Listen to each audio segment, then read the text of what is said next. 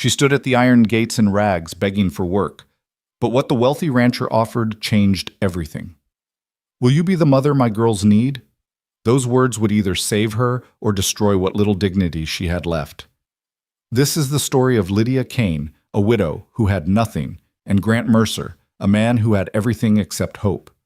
Stay until the end to see how one desperate moment transformed into something extraordinary, and comment your city below so I can see how far this story reaches across the world. The dust rose in angry swirls around Lydia Kane's worn boots as she stumbled toward the gates of Sterling Ridge Ranch.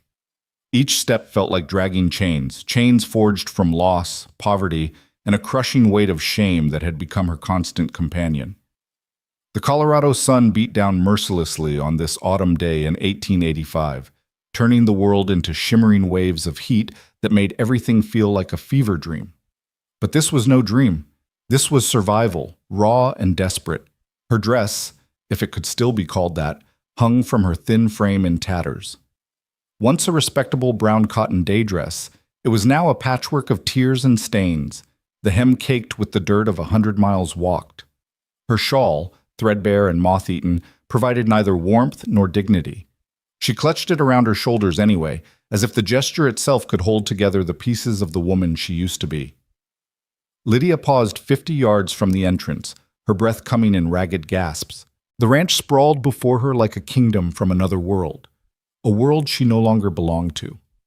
The main house stood 3 stories tall, painted pristine white with forest green shutters that gleamed in the sunlight.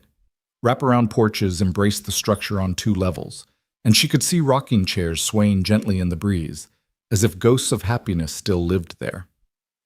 Beyond the house, she counted at least 4 barns, their red paint fresh and bold.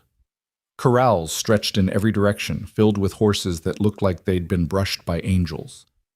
Cattle dotted the distant hills, hundreds of them, maybe thousands. Water troughs sparkled.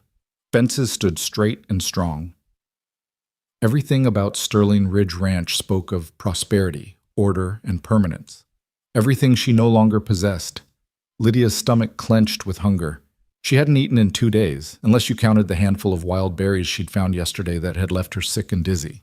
Her last real meal had been 4 days ago in the town of Prospect, where a kind bakery owner had given her stale bread in exchange for sweeping his storefront. Before that, she couldn't remember. The weeks since she'd lost everything had blurred into an endless march of putting one foot in front of the other, sleeping in abandoned wagons and beneath rocky overhangs, and trying desperately to outrun the memories that haunted every step. She had heard about Sterling Ridge Ranch from travelers on the road. They spoke of Grant Mercer, the widower who owned it, a hard man, they said, but fair, rich beyond measure, but broken by the death of his wife 3 years prior. He had 2 daughters, they told her, young girls growing up without a mother's touch. The ranch was always looking for help, or so the rumors went. But when Lydia had inquired in the last town, asking how to find work at Sterling Ridge, the response had been discouraging. "Mercer don't hire just anyone," an old-timer had told her, looking her up and down with undisguised pity. "He's particular. Wants people with references, people he can trust. You look like—" He'd trailed off, but Lydia had understood. She looked like exactly what she was, desperate, homeless, and alone. Still, she had nowhere else to go. Winter was coming. She could feel it in the morning air and the way the aspens on the mountainsides had already begun turning gold. She needed shelter. She needed food. She needed to stop running from the ghosts of her past, even if she could never escape them. Taking a deep breath, Lydia forced her legs to move again. As she drew closer to the gates, she noticed a man standing in the shadow of the entrance, a steward by the looks of his clothing. He wore clean dungarees and a pressed shirt, a wide-brimmed hat shading his face. He'd been watching her approach, she realized, probably for the last 10 minutes. The thought made her skin crawl with humiliation. "State your business," the steward called out when she was still 20 feet away. His voice carried an edge of contempt that made her falter mid-step. Lydia cleared her throat, trying to summon moisture into her parched mouth. I'm looking for work, sir. I heard that Sterling Ridge might need help in the house." The steward laughed, a short, ugly bark of sound. He stepped fully into the sunlight, and Lydia could see he was younger than she'd first thought, perhaps 30, with a narrow face and cold eyes. Work? You? He looked her up and down with such obvious disdain that Lydia felt her cheeks burn. Lady, we don't hire vagrants here. Mr. Mercer runs a respectable operation. What do you think you could possibly offer? I can clean, sir. I can cook. I can care for children. I'm willing to work hard, harder than anyone. You just need to move along, the steward interrupted, waving his hand dismissively. We don't need your kind here. Dust and desperation, that's all you are. Sterling Ridge has standards. The words hit like physical blows. Dust and desperation. Is that what she'd become? Lydia's vision blurred with tears she refused to let fall. She'd cried enough in the past months to fill rivers. She wouldn't give this man the satisfaction of seeing her break. She was about to turn away, to add Sterling Ridge to the long list of places that had rejected her, when a different voice cut through the air like a knife through silk. That's enough, Patterson. Lydia's head snapped up. A man had emerged from the house, tall, broad-shouldered, and commanding even from a distance. He moved with the confident stride of someone who'd never had to question his place in the world, his boots striking the ground with purpose as he crossed the yard toward the gate. As he drew closer, Lydia could make out more details. Dark hair touched with gray at the temples, a strong jaw shadowed with stubble, eyes the color of storm clouds. He wore simple rancher's clothing, dark trousers, a cream-colored shirt with the sleeves rolled to his elbows, a leather vest that had seen years of use. This had to be Grant Mercer. The steward, Patterson, immediately straightened, his expression shifting from sneering superiority to cautious respect. Mr. Mercer, sir, I was just sending this woman on her way. She came looking for work, but clearly she's not. I'll decide what's clear and what isn't, Grant said, his voice low and controlled. He stopped a few feet from Lydia, his gaze sweeping over her with an intensity that made her want to shrink back. But she held her ground, lifting her chin despite the trembling in her limbs. Up close, she could see the lines of grief etched around his eyes, the hardness in his expression that spoke of a man who'd built walls around himself and didn't let anyone through. He was perhaps 40, maybe a year or two older, and handsome in a rough, weathered way. But there was no warmth in his face, no softness. He looked like a man who'd forgotten how to smile. You want work? Grant asked, his voice flat and cold as winter stone. Yes, sir, Lydia managed, proud that her voice didn't shake. I'm a hard worker. I have experience with housekeeping, cooking, and caring for children. I don't need much, just food and a place to sleep. I'll work for whatever you think is fair. Grant's eyes narrowed. Experience? Where? This was the question Lydia had been dreading. How could she explain her past without revealing too much? How could she make him understand without opening wounds that had barely begun to scar over? I kept house for my husband, she said carefully. We had a homestead in Kansas. I cared for our home, our land, and our... She couldn't say it, couldn't speak of the baby she'd lost. I managed everything. Had? Grant pressed, catching the past tense immediately. What happened? Lydia's hands clenched in the folds of her ruined dress. He died, sir. And the land, there were debts.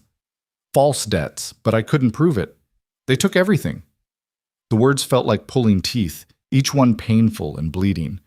She watched Grant's face for any sign of sympathy, but his expression remained stony and unreadable. So you're a widow, he stated, not a question. Alone. Penniless. And you came here hoping for charity. Not charity, Lydia said quickly, finding a spark of fire beneath her exhaustion. Work. I'll earn my keep. I don't expect handouts.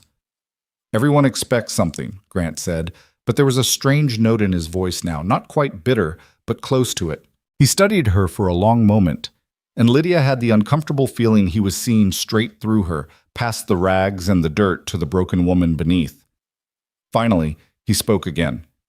Patterson tells me you mentioned caring for children. Yes, sir, I have experience. My daughters, Grant said slowly, as if the words cost him something, lost their mother 3 years ago. They've had governesses, housekeepers, and more than their share of well-meaning women trying to fill that void. None of them lasted. Clara, she's 9, doesn't trust easily, and Rosie, she's only 5. She barely remembers her mother anymore. Lydia heard the pain beneath his words, the carefully controlled grief of a father watching his children grow up without the one thing he couldn't give them. Her heart ached in recognition. She knew that kind of loss. She knew what it meant to fail the people you loved most. "Mr. Mercer," she said softly, "I know I don't look like much. I know you have no reason to trust me, but I understand loss. I understand what it means to wake up every day in a world that doesn't make sense anymore. And I understand children who've been hurt." She swallowed hard.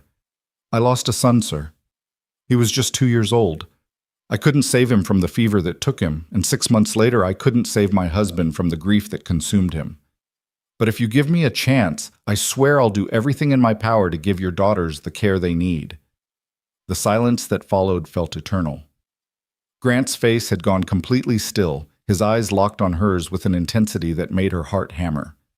Patterson shifted uncomfortably beside the gate, clearly uncertain whether to intervene. When Grant finally spoke, his voice had changed, still hard, still controlled, but with something else beneath it. Something almost like recognition. "I don't do charity," he said. "And I don't make promises I can't keep, but I'll offer you this. You can stay. No pay, just food and shelter. You'll work in the house, care for my daughters, and prove you're worth more than the dust on your shoes. You fail, you leave. You prove yourself a liar or a thief, you leave. You do anything to hurt my girls." He let the threat hang unfinished, but the steel in his eyes completed it clearly enough. "I understand," Lydia whispered. "One more thing," Grant continued, his gaze never wavering. "You earn your place here, Miss Kane. Every single day. This isn't a home for you. It's a proving ground. My daughters need more than a servant. They need someone who'll care for more than herself, someone who'll put them first no matter what. Can you do that?" Lydia thought of her son's face, forever frozen at 2 years old in her memory. She thought of her husband, of the homestead they'd built together, of everything she'd lost. And she thought of the emptiness that had consumed her since, the purposeless drift from town to town, the slow death of hope. "I'll give them all I have left," she said, and meant it with every fiber of her being. Grant studied her for another long moment, then gave a sharp nod. "Patterson, open the gate." The steward looked like he'd swallowed something sour, but he obeyed, swinging the iron gates wide. Lydia stepped forward on trembling legs, crossing the threshold into Sterling Ridge Ranch. Behind her, the gates swung closed with a final, decisive clang. She didn't look back. She couldn't afford to. As Grant turned to lead her toward the house, he glanced back over his shoulder. "You'll start immediately. Mrs. Fletcher, the head housekeeper, will show you to your quarters and explain your duties. Breakfast is at 6, lunch at noon, dinner at 6. You'll take your meals in the kitchen with the other staff. Questions?" "No, sir." "Good. And Miss Kane?" He stopped walking, forcing her to stop as well. When she met his eyes, she saw a warning there, clear and unmistakable. "My daughters have been through enough. They don't need another person walking into their lives and then leaving. If you're going to run, do it now. Once they start to trust you, once they start to care, I won't forgive you for breaking their hearts. Do you understand?" Lydia understood perfectly. This wasn't just about proving she could clean a house or cook a meal. This was about proving she could stay, could commit, could become something permanent in a world that had taught these girls that nothing lasted. "I won't run," she said. "I promise you that." Grant's expression didn't soften, but something in his eyes shifted, a barely perceptible easing of the rigid control. "We'll see," he said simply, and continued walking. The main house loomed larger with every step, and Lydia felt the weight of what she'd just agreed to settle over her shoulders.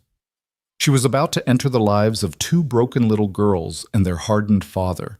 She would sleep under their roof, eat their food, and try to earn a place in a family that had already learned the hard way not to let anyone in.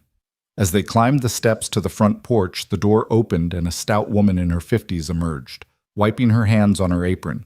She had gray hair pulled back in a severe bun, sharp eyes, and the no-nonsense bearing of someone who ran a tight ship. "Mrs. Fletcher," Grant said, "this is Miss Kane. She'll be helping with the girls in the house. Get her settled." Mrs. Fletcher's gaze raked over Lydia with professional assessment, taking in every detail of her appearance.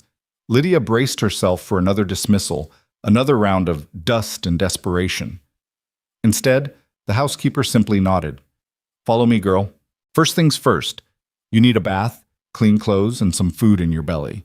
Can't have you looking like a scarecrow around the children." The unexpected kindness in those practical words nearly undid Lydia's composure. She blinked rapidly, willing the tears away. "Thank you," she whispered. Mrs. Fletcher snorted.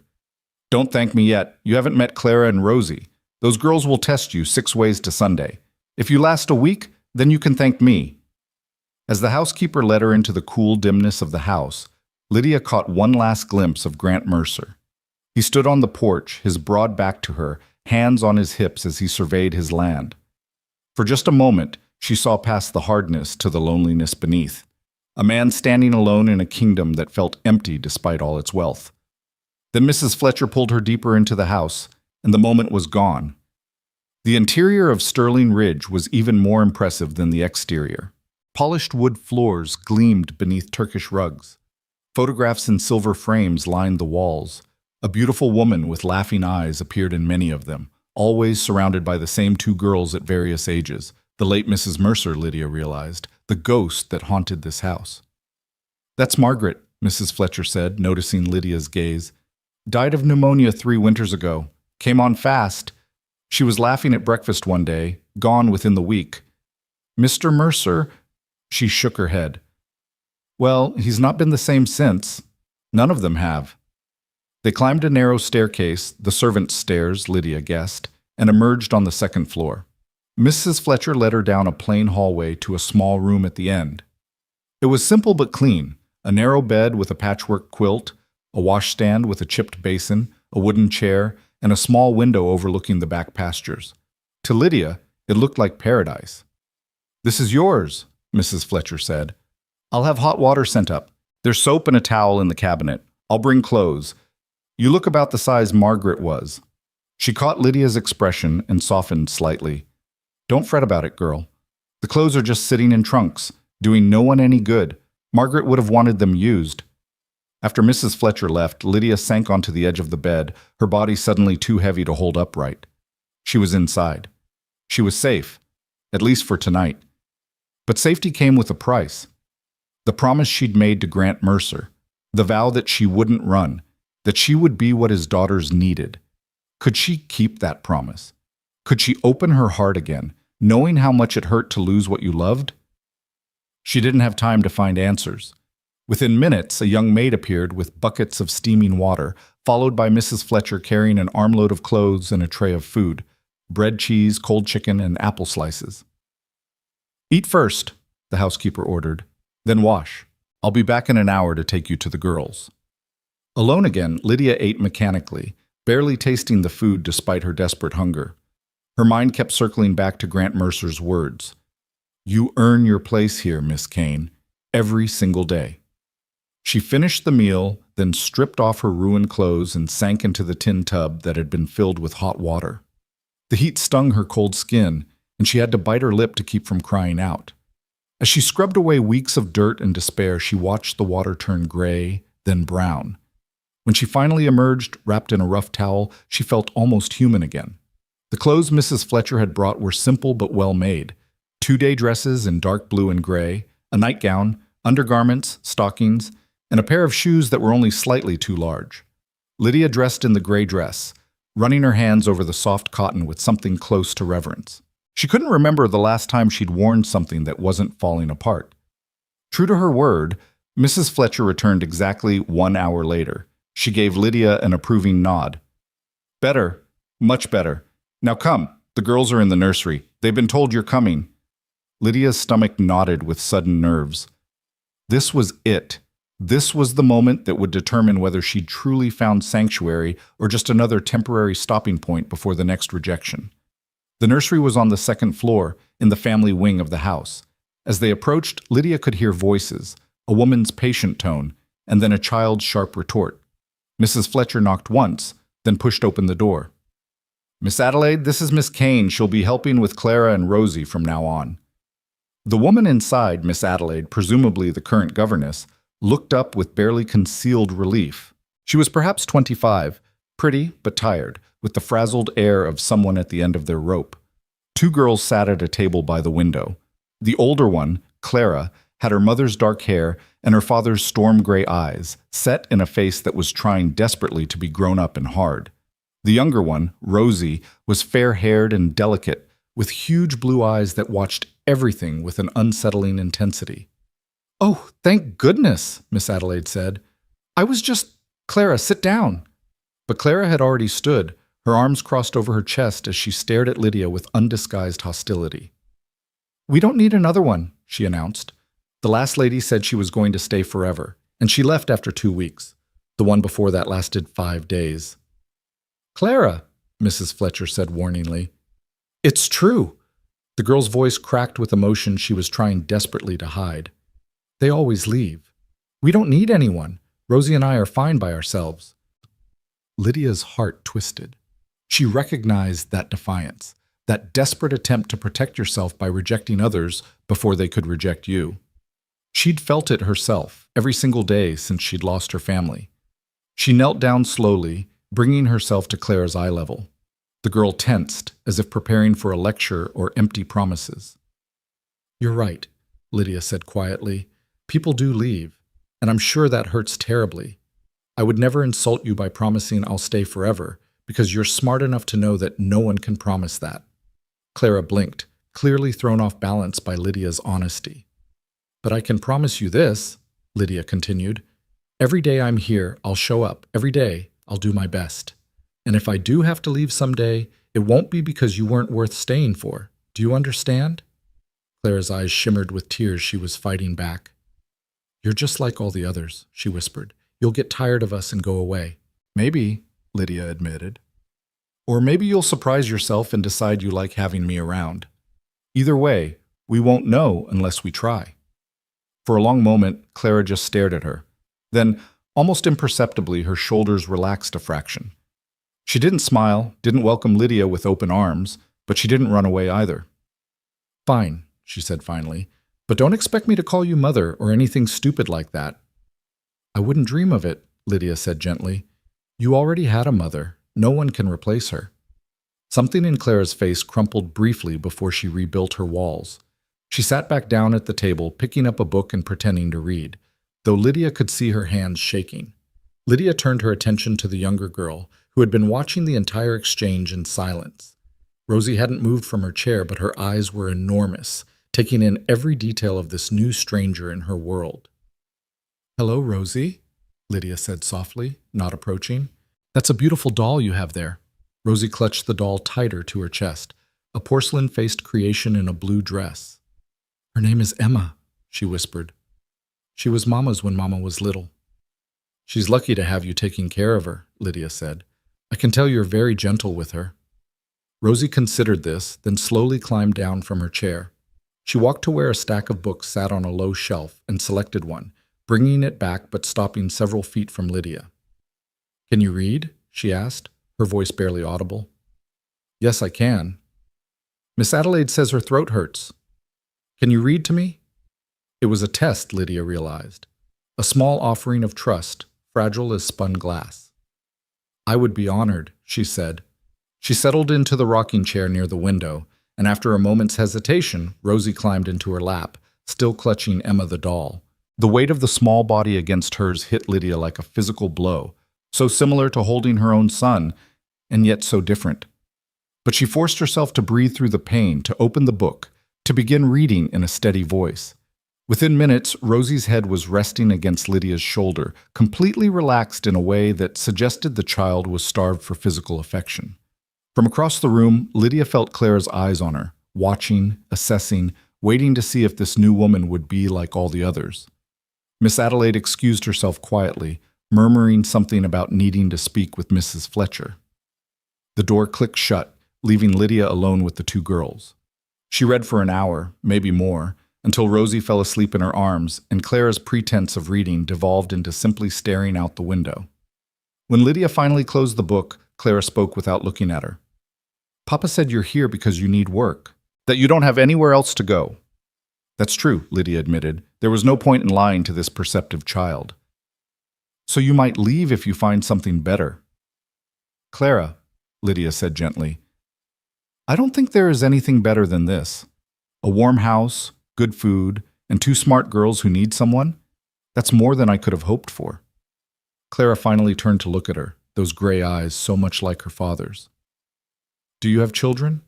Real ones, I mean? The question hit like a knife to the ribs. Lydia fought to keep her voice steady. I had a son. He died when he was very young. Oh.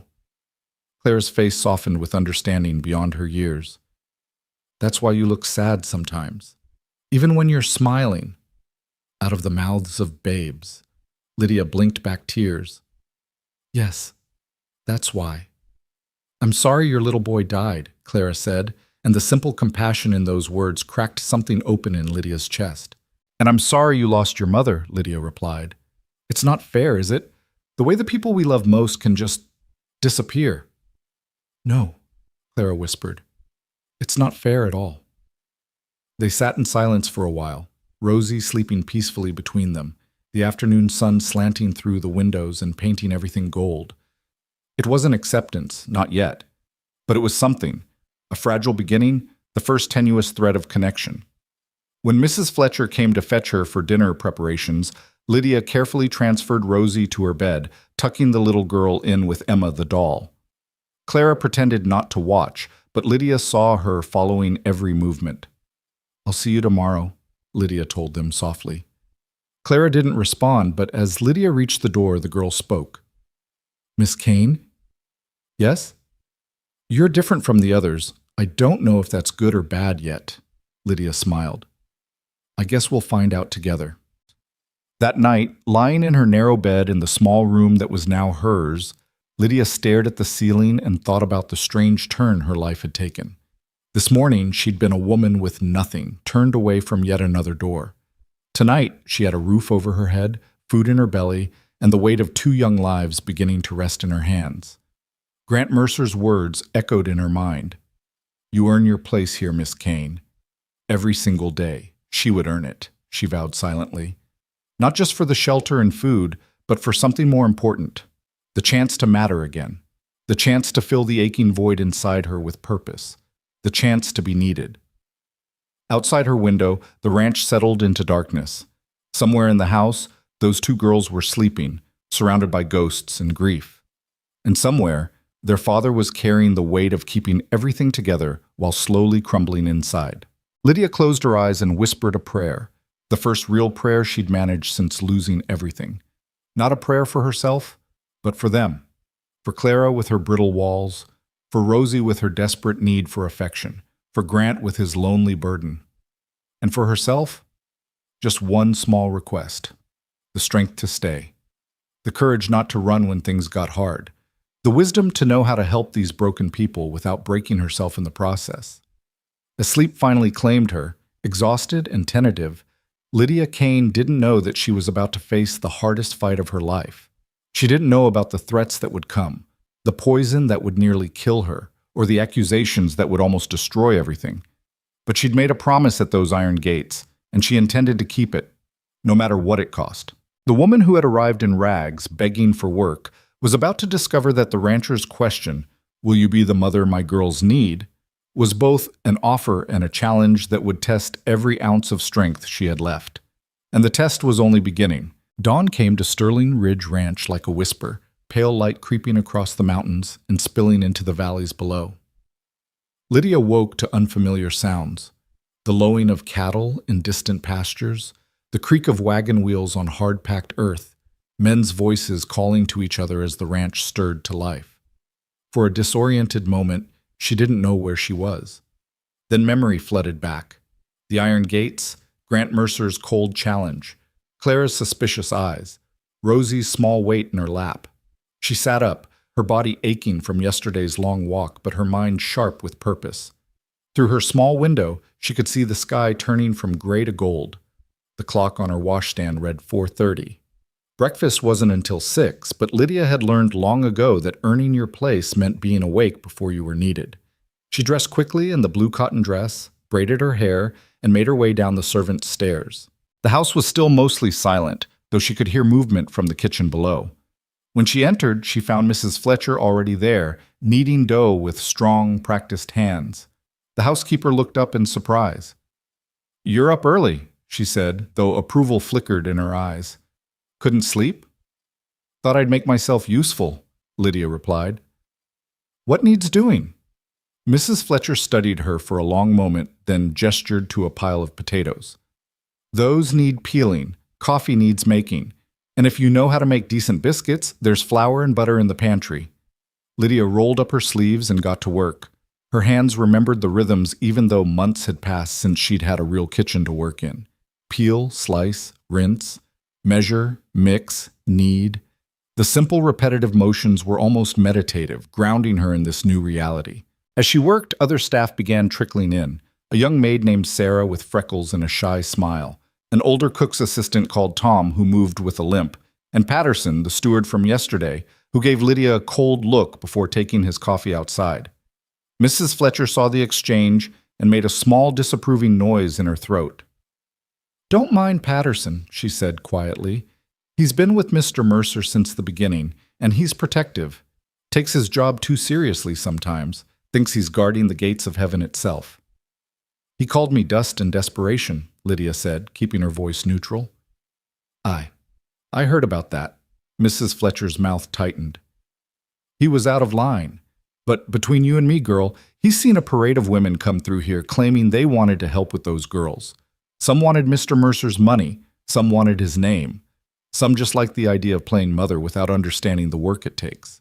Not a one of them lasted more than a few weeks." "I'm not like them," Lydia said quietly. "We'll see." But there was less skepticism in Mrs. Fletcher's tone now. "Actions prove what words can't. You show up every day, you do the work, you don't complain. That'll speak louder than any promises." By the time 6 o'clock arrived, Lydia had helped prepare a breakfast that could feed an army: scrambled eggs, bacon, sausages, biscuits with gravy, fried potatoes, and fresh fruit. The dining room table was set for Mr. Mercer and the girls, while the kitchen table accommodated the house staff. "Ranch hands ate in the bunkhouse," Mrs. Fletcher explained. Lydia was carrying a platter of biscuits to the dining room when she heard footsteps on the stairs, light, running steps that could only belong to children. She set the platter down just as Rosie came barreling into the room, still in her nightgown, her blonde hair a wild tangle. "Miss Kane!" The little girl's face lit up with genuine delight. "You're still here!" The words hit Lydia square in the chest.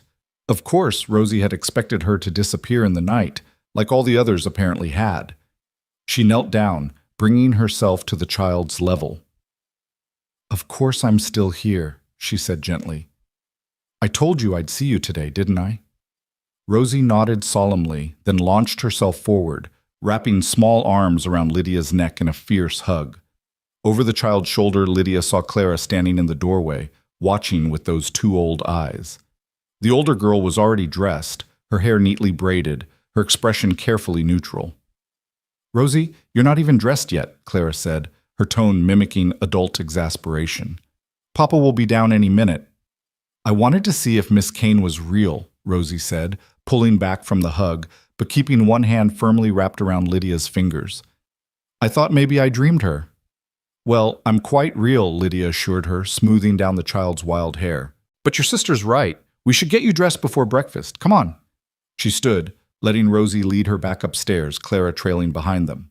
In the nursery, Lydia helped Rosie into a simple dress and combed out the tangles in her hair while Clara sat on the bed, ostensibly reading but clearly watching every interaction. "Do you know how to do braids?" Rosie asked. "Mama used to make mine fancy with ribbons and everything. Miss Adelaide just does regular ones." "I can try," Lydia said, "though I have to warn you, I'm out of practice." She worked carefully, her fingers remembering skills she'd used on herself a lifetime ago. When she finished, Rosie ran to the mirror and gasped with delight. It wasn't as elaborate as what her mother had probably done, but it was neat and pretty, with a blue ribbon woven through. "It's beautiful," Rosie breathed. "Can you do mine too?"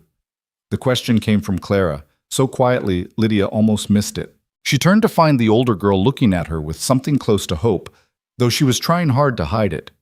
"Of course," Lydia said, as if it were the most natural request in the world. Clara sat stiffly at first, But as Lydia's fingers worked through her dark hair, the girl gradually relaxed. "Mama had hair like mine," she said softly. "Everyone says I look just like her." "That must be nice," Lydia said, "to carry a piece of her with you." Sometimes it makes Papa sad to look at me.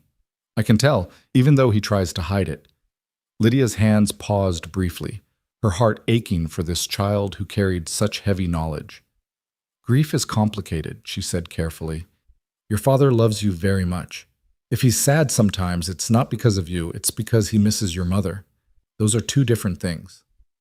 "I miss her too," Clara whispered, "but I'm forgetting her. Her voice, mostly. I try to remember what she sounded like, but it gets harder every year." Lydia finished the braid and tied it with a ribbon that matched Clara's green dress. Then she turned the girl around and looked her straight in the eyes. "Your mother lives in more than just memories, Clara. She lives in the way you take care of your sister, in how smart and strong you are, in every kind thing you do. Those parts of her will never fade."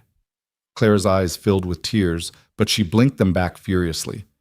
"We should go," she said, her voice thick. "Papa doesn't like us to be late for breakfast." Downstairs, Grant Mercer was already seated at the head of the dining table, a newspaper spread before him and a cup of black coffee at his elbow. He looked up as they entered, his gaze moving from his daughters to Lydia with an expression she couldn't quite read. "Good morning, girls," he said. "Miss Kane." "Good morning, Papa," Rosie chirped, climbing into her chair. "Look at my braid. Miss Kane made it pretty." Grant's eyes moved to Rosie's hair, then to Clara's, and something flickered across his face, pain maybe, or memory. "Very nice," he said quietly. The girls chattered through breakfast while Grant remained largely silent, occasionally interjecting a question about their studies or plans for the day. Lydia stood near the sideboard, ready to refill plates or fetch anything needed, but she couldn't help observing the family dynamics. Grant was present but distant, as if he were watching his daughters through a pane of glass. The girls directed most of their conversation at each other, only occasionally trying to draw their father in. It was a family functioning but not thriving, Lydia thought, going through the motions but missing some essential spark. After breakfast, while the girls worked on their lessons with Miss Adelaide, Lydia threw herself into the work of the house. She scrubbed floors until her knees ached, washed windows until they sparkled, dusted shelves that already seemed clean. Mrs. Fletcher watched her with growing approval. "You don't have to work yourself to death on the first day," the housekeeper said around mid-morning. "I need to earn my place," Lydia replied, echoing Grant's words from yesterday. "Aye, but there's earning your place and there's burning yourself out. Pace yourself, girl. This is a marathon, not a sprint." But Lydia couldn't pace herself. Some driven need inside her demanded that she prove her worth, that she become indispensable before anyone could decide she wasn't needed. She attacked every task with fierce determination, as if scrubbing hard enough could scour away her past failures. By noon, when she went to help prepare lunch, she was exhausted but satisfied. The downstairs rooms gleamed. Fresh flowers, gathered from the kitchen garden, brightened every table. The air smelled of beeswax and lemon oil instead of the mustiness that had lingered in corners. Grant noticed when he came in for lunch. He paused in the entrance hall, his eyes sweeping over the changes. "You've been busy?" he said, his tone neutral. "Just doing my job, Mr. Mercer," Lydia replied. He studied her for a long moment, then nodded once before heading to his study. It wasn't much, but Lydia felt a small glow of accomplishment. She was making a difference, however small. The afternoon brought new challenges. Miss Adelaide knocked on the kitchen door around 2 o'clock, looking harried and apologetic. "I'm so sorry, Mrs. Fletcher, but I have a terrible headache. I've tried to push through, but I simply can't continue the lessons. Could someone—" "I can help," Lydia offered immediately. "I can work with the girls on their studies." Mrs. Fletcher and Miss Adelaide exchanged glances. "Can you read well?" the governess asked. "Clara is quite advanced for her age, and she gets frustrated if someone can't keep up with her." "I can read," Lydia assured her, "and I had some schooling myself. I won't be perfect, but I can manage an afternoon." "Bless you," Miss Adelaide said fervently. "They're working on arithmetic and reading comprehension. The books are all laid out in the schoolroom." The schoolroom turned out to be a bright, airy space on the second floor, lined with bookshelves and featuring a large chalkboard on one wall. Clara and Rosie looked up when Lydia entered, Clara with suspicion, Rosie with delight. "Where's Miss Adelaide?" Clara asked. "She's not feeling well, so I'll be helping you finish your lessons today," Lydia explained. "What are you working on?" "Arithmetic," Clara said, her tone suggesting this was a test. "Long division, it's very complicated." Lydia came over and looked at the problems written in Clara's careful hand. They were indeed complex for a 9-year-old, but nothing Lydia couldn't handle. "These look good," she said, checking Clara's work. "You made one small error here. See, when you carried the remainder, you forgot to—" "I did not," Clara snapped, then looked closer. Her cheeks flushed. "Oh, you're right." "It's an easy mistake," Lydia said gently. "Want to try the next one?" For the next 2 hours, Lydia worked with both girls on their studies. Rosie needed help with her letters, tracing them carefully, while Lydia guided her hand.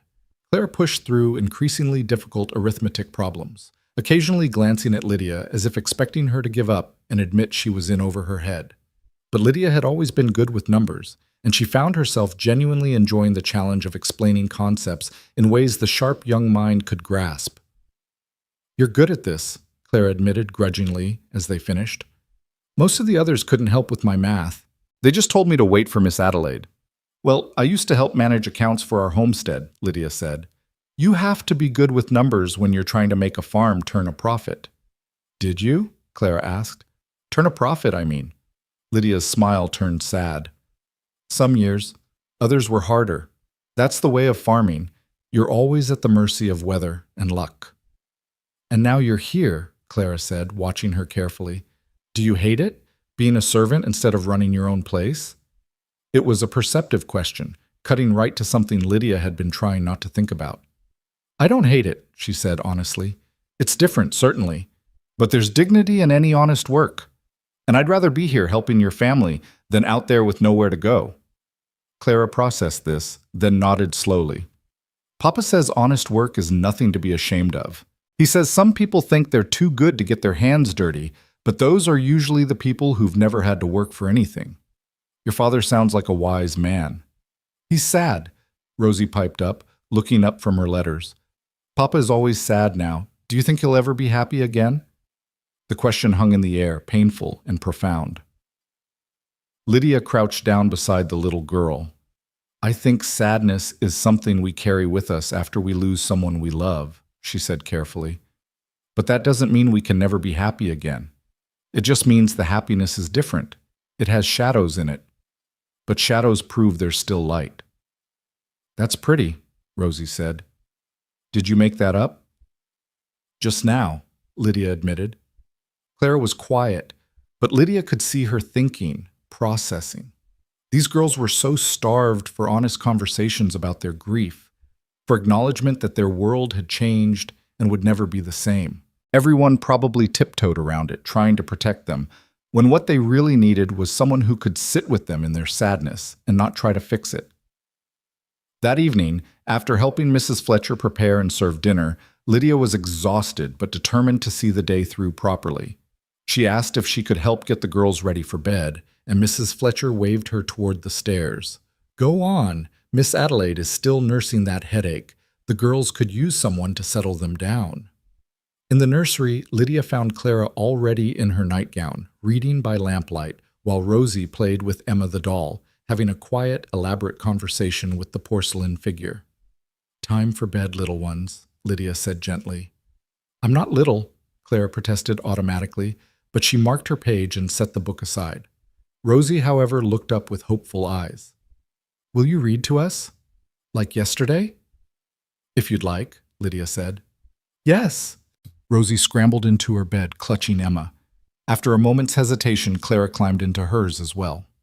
Lydia settled between the two beds with a book of fairy tales and began to read. Her voice was soft but clear, bringing the stories to life with subtle changes in tone for different characters. Rosie was entranced, hanging on every word. Even Clara, who'd probably heard these stories a dozen times, seemed drawn in. When Lydia finished the third tale, Rosie was already half asleep. Clara, however, was still watching her with those thoughtful gray eyes. "Miss Kane?" the older girl whispered. "Yes?" "In the stories, the mothers always die or disappear. Why is that?" Lydia set the book aside, giving the question the weight it deserved. I don't know, she admitted. Maybe because the people who wrote these stories understood that sometimes the hardest thing about growing up is learning that we can't keep everything safe forever. That loss is part of life. I hate that part of life, Clara said fiercely. So do I, Lydia agreed. So do I. She was about to stand when Clara spoke again, so quietly Lydia almost missed it. Thank you for not lying to us, for not pretending everything is fine when it's not. You're welcome, Lydia whispered back. She was tucking the blankets around Rosie when the door opened and Grant Mercer stepped in. He stopped short, clearly not expecting to find her there. Mr. Mercer, Lydia said, straightening. I was just finishing up. Miss Adelaide still wasn't feeling well, so I offered to help. Papa, Rosie said sleepily. Miss Kane read us stories, 3 whole stories. Grant's expression softened as he looked at his younger daughter. That was kind of her. He moved to Rosie's bedside, bending to kiss her forehead. Sweet dreams, little one. Love you, Papa, Rosie murmured, already drifting off. He moved to Clara's bed next, and Lydia saw the tenderness break through his usual stern exterior. Good night, Clara Bear. Good night, Papa. Clara hesitated, then added, Miss Kane helped me with my arithmetic today. She's really smart. Grant's eyes flickered to Lydia, surprise evident. Is that so? She's better at math than Miss Adelaide, Clara continued, and she doesn't treat me like I'm stupid when I make mistakes. I'm glad, Grant said quietly. He kissed Clara's forehead as well, then straightened. Sleep well. Lydia dimmed the lamp and followed Grant out into the hallway, closing the door softly behind them. They stood in the quiet corridor, and for a moment neither spoke. Finally, Grant said, You've made quite an impression on them, both of them. They're wonderful girls, Lydia replied. You should be very proud. I am. He paused, seeming to struggle with something. I know I was harsh yesterday, when you first arrived. I want you to understand. You don't need to explain, Lydia interrupted gently. You're protecting your daughters. I would have done the same. He studied her in the dim light of the hallway. Miss Adelaide says you managed their lessons better than she does. That Clara actually enjoyed arithmetic for once. Clara's brilliant. She just needs someone who can keep up with her mind. It runs faster than most people's. Something that might have been a smile ghosted across Grant's face. Yes, she's like her mother that way. Margaret could solve problems in her head that would take me pencil and paper to work through. It was the first time Lydia had heard him speak his late wife's name without his voice going flat and cold. Progress, maybe. I should let you rest, Grant said, stepping back. You've had a long day. Mr. Mercer? Lydia called as he turned to go. He looked back. Thank you, she said simply, for giving me a chance. He held her gaze for a long moment. Prove me right, Miss Kane. Prove that I didn't make a mistake. Then he was gone, his boots echoing down the hallway toward his own room. Lydia made her way back to her small room, her whole body aching with exhaustion. But as she lay in bed, she felt something she hadn't experienced in months. Purpose. She'd gotten through one full day. She'd made progress with the girls. She'd shown Grant Mercer that she could handle the work. One day down, she thought. Just need to do it again tomorrow. And the day after that. And the day after that. The days began to blur together in a rhythm that was both exhausting and oddly comforting. Lydia rose before dawn, helped prepare breakfast, worked on the house, supervised the girls' lessons, helped with dinner, and got the children ready for bed. Then she would collapse into her narrow bed, sleep for a few precious hours, and wake to do it all again. But something was shifting in the household. After a week, even Patterson began to nod at her in grudging acknowledgement. Sarah, the young maid, started seeking out Lydia's company during breaks, chattering about her family and asking shy questions about Lydia's past. Mrs. Fletcher began trusting her with more complex tasks, managing the pantry inventory, planning menus, even handling some of the household accounts. And the girls were transforming. Rosie attached herself to Lydia like a small, affectionate shadow. She followed her everywhere, chattering constantly, demanding stories and songs and attention.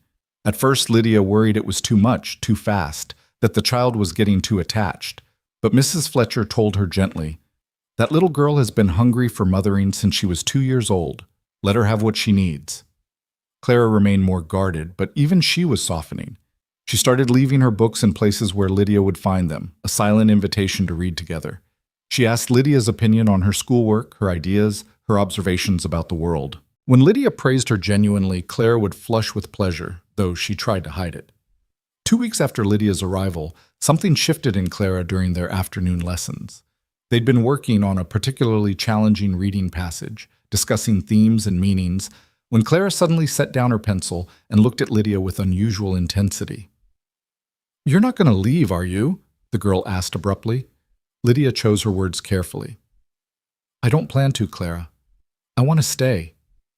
But you might have to anyway, like if Papa decides he doesn't want you here anymore, or if something bad happens." "Those things are possible," Lydia admitted, "but I'm not planning on going anywhere. This is my home now, as long as your father allows it." Clara bit her lip, her eyes suspiciously bright. "The others said that too, but they lied." "I'm not lying," Lydia said firmly. "Clara, look at me." When the girl did, Lydia continued, "I promise you, if I ever have to leave, it won't be because I want to, and I'll make sure you know why. No disappearing in the night, no unexplained goodbyes. Do you believe me?" Clara stared at her for a long moment, then nodded slowly. "I think I do," she whispered. Then, in a rush, as if the words had been building for weeks, "I'm glad you're here. Rosie and I both are, even if I don't always show it." Lydia's throat tightened with emotion. "I'm glad I'm here too, sweetheart." It was the first time she'd used an endearment, and Clara didn't flinch away from it. Instead, she gave a small, real smile, the first Lydia had seen from her. That night, when Lydia was reading the bedtime story, Rosie interrupted to make an announcement. "Miss Kane, when we say our prayers, can we say thank you for you?" "If you'd like," Lydia managed, her voice thick. "We do," Clara said quietly from her bed. "Right, Rosie?" "Right," Rosie agreed enthusiastically. After the girls fell asleep, Lydia stayed for a moment, watching them in the soft lamplight. These broken little souls who'd let her in despite every reason not to, these brave children who'd been hurt so badly but still had the courage to try again. She was about to leave when Grant appeared in the doorway again. It had become something of a routine. He'd come say goodnight to the girls, and he and Lydia would exchange a few words in the hallway afterward. Tonight, though, something was different. Grant lingered after saying goodnight to the girls, his expression troubled. "Walk with me," he said quietly. "We need to talk." Lydia's stomach clenched with sudden anxiety. Was this it? Had she failed some test she didn't know she was taking? She followed him downstairs and out onto the front porch, where the night air was cool and sweet with the scent of late autumn. Grant stood at the railing, looking out over his land. For a long time he didn't speak. Finally he said, "You've been here 2 weeks." "Yes, sir." "You've exceeded every expectation I had. The house runs more smoothly. The girls are happier, truly happy, not just going through motions. Even Mrs. Fletcher says you're the best help she's had in years." Lydia waited, sensing there was a but coming. "But," Grant continued, turning to face her, "I need to know this is sustainable, that you're not just running on pure willpower that's going to burn out. I've seen people work themselves to exhaustion trying to prove something, and it never ends well." "I'm not going to burn out," Lydia said, though she wasn't entirely sure that was true. "Miss Kane, Lydia," he said, and the use of her first name startled her. "I see you. I see you awake before dawn and up past midnight. I see you pushing yourself harder than anyone should. I appreciate the dedication, but I need you to pace yourself. My daughters have already lost too much. I won't have them lose you because you worked yourself into the ground trying to earn a place you've already secured." The words hit her like a physical blow. "I've already secured it?" she repeated. Grant nodded. "You're not on trial anymore. The room is yours. The position is yours. You're part of this household. But that means I need you to take care of yourself so you can keep taking care of them. Understood?" Lydia felt tears prick her eyes. I needed to prove—" "You've proven enough," Grant said firmly. "Now stop trying to be perfect and just be present. That's what they need, what we all need. It was the most he'd spoken to her in one conversation, and the most emotion she'd heard in his voice. They stood in silence for a moment, the night settling around them. "Thank you, Mr. Mercer," Lydia finally said. "Grant?" he corrected quietly. "When it's just us, you can call me Grant." She nodded, not trusting her voice. "One more thing," Grant added, his tone softening further. "Tomorrow is Sunday. We don't work as much on Sundays, just essential tasks. I'd like you to take the afternoon for yourself. Go into town if you'd like, or just rest. You've earned it." "What about the girls?" "They'll manage for a few hours with Miss Adelaide and me," Grant said dryly. "I'm not completely helpless." That night, Lydia lay in bed replaying his words. "You're part of this household." She'd done it. She'd proven herself. She'd found a place to belong. But even as relief washed over her, a small voice in the back of her mind whispered a warning. Things were going too well. Life had taught her that when everything seemed stable, that's when the ground beneath your feet was most likely to crack open. She pushed the thought away, unwilling to let anxiety steal this moment of peace. Tomorrow would come soon enough, with whatever challenges it brought. Tonight she would simply allow herself to feel grateful. Outside her window, Sterling Ridge Ranch slept peacefully under a blanket of stars, unaware that danger was already beginning to circle, that enemies were watching, waiting for the perfect moment to strike. But for now, in this quiet hour, Lydia Kane had found something she'd thought she'd lost forever. A home, a purpose, and the fragile, precious hope that maybe, just maybe, she could start building a life again. The silent battle for belonging was far from over, but tonight at least she'd won a significant victory. And in the rooms down the hall, two little girls slept more soundly than they had in years, secure in the knowledge that when they woke up, the woman who'd promised to stay would still be there. That promise would be tested far more than any of them knew. The following weeks brought a warmth to Sterling Ridge that had nothing to do with the weather. October gave way to November, and the first real cold began settling into the Colorado valleys. But inside the ranch house, something was thawing. Lydia watched it happen with a mixture of wonder and cautious hope. The way Rosie's laughter came more easily now, the way Clara sometimes forgot to guard her smiles, the way even Grant seemed to carry his grief a little less heavily. On a crisp morning 3 weeks after her arrival, Lydia was in the kitchen garden, teaching the girls how to prepare the beds for winter. The garden had been neglected for years, Mrs. Fletcher had told her sadly, ever since Margaret died. But Lydia had been slowly coaxing it back to life, and now Clara and Rosie knelt beside her in the cold earth, their hands dirty and their cheeks flushed with exertion. "Why do we have to cover everything if nothing's growing?"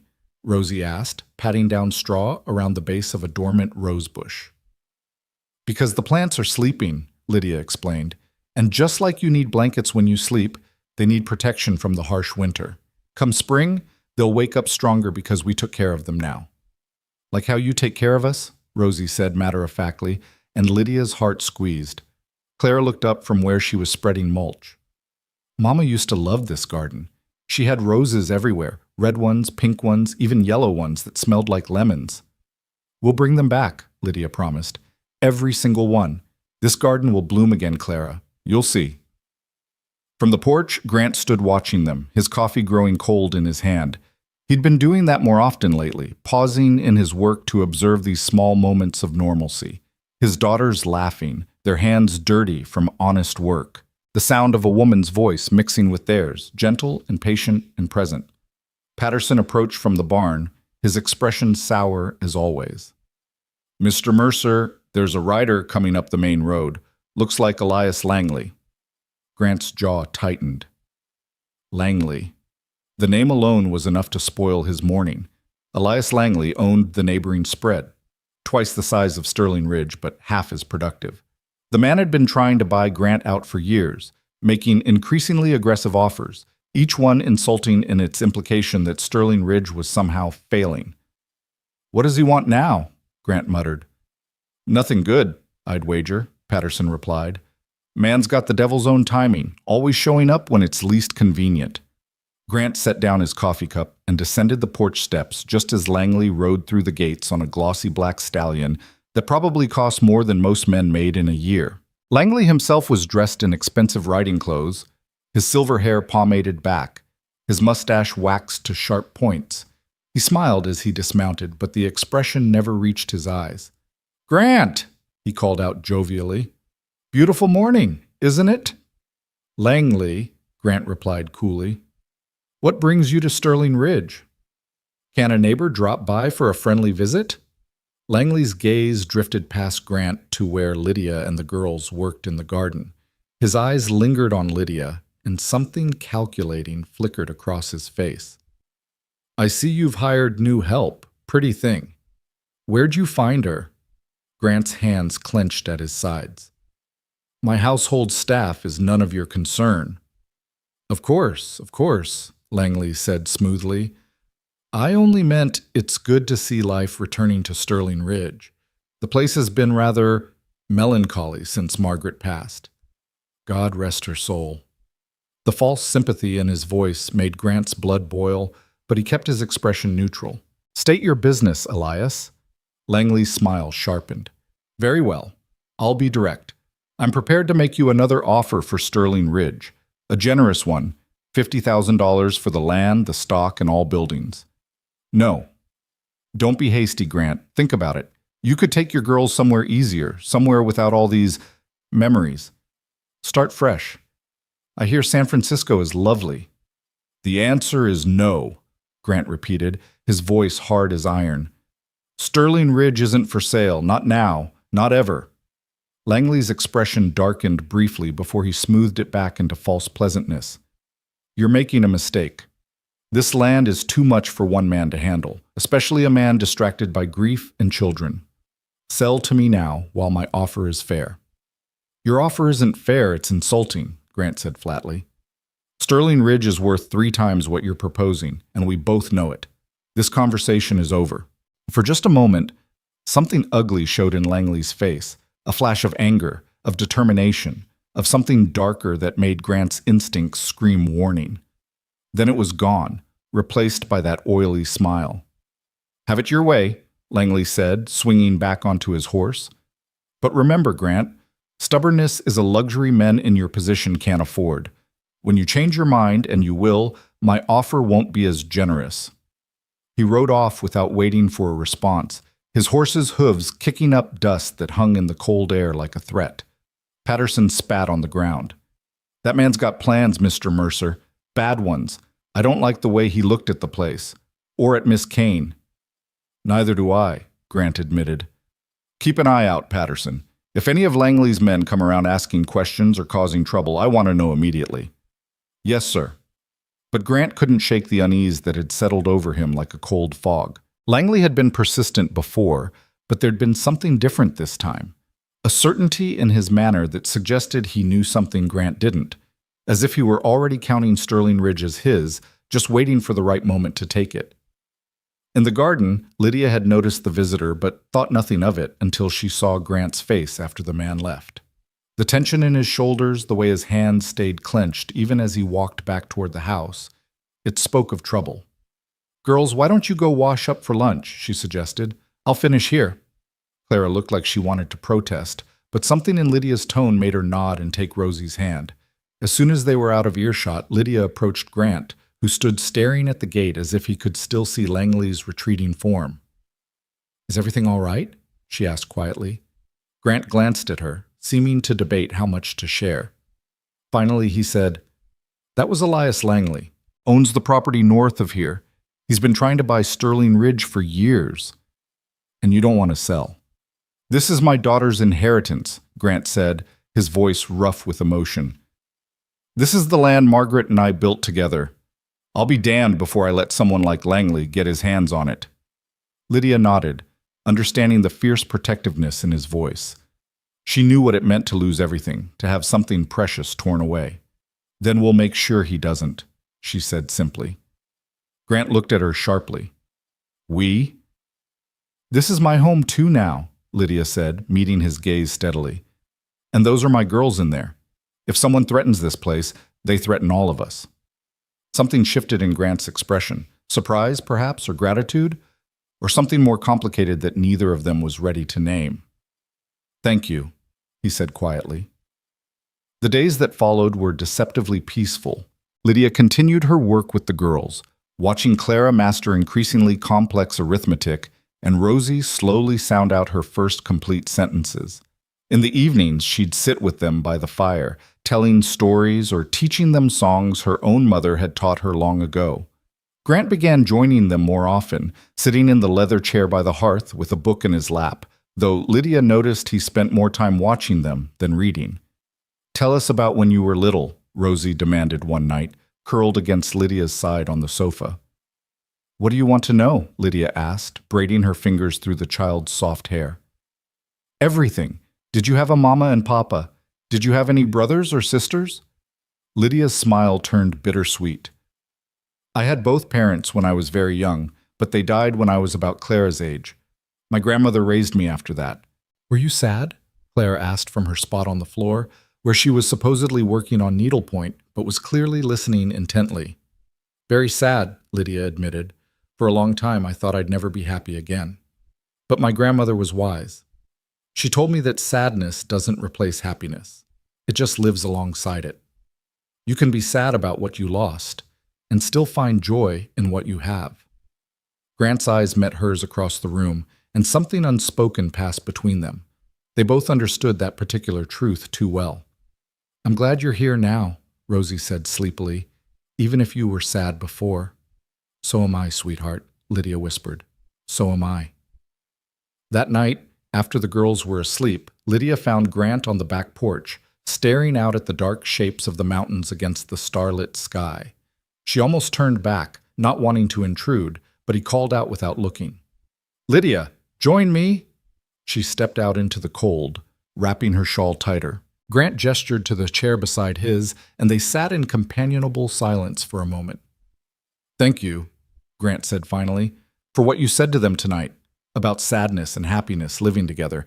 Margaret used to say something similar. She sounds like she was wise." "She was." Grant's voice was soft with memory. "She made everything better just by being in it. When she died, it felt like the sun went out. I didn't think—" He stopped, his jaw working. "I didn't think any of us would find our way back to light." "But you are," Lydia said gently. "Slowly, maybe, but you are." Grant turned to look at her, his expression vulnerable in a way she'd never seen. "Because of you. You brought something back to this house that I thought was gone forever. Hope. Warmth. Life." Lydia's breath caught.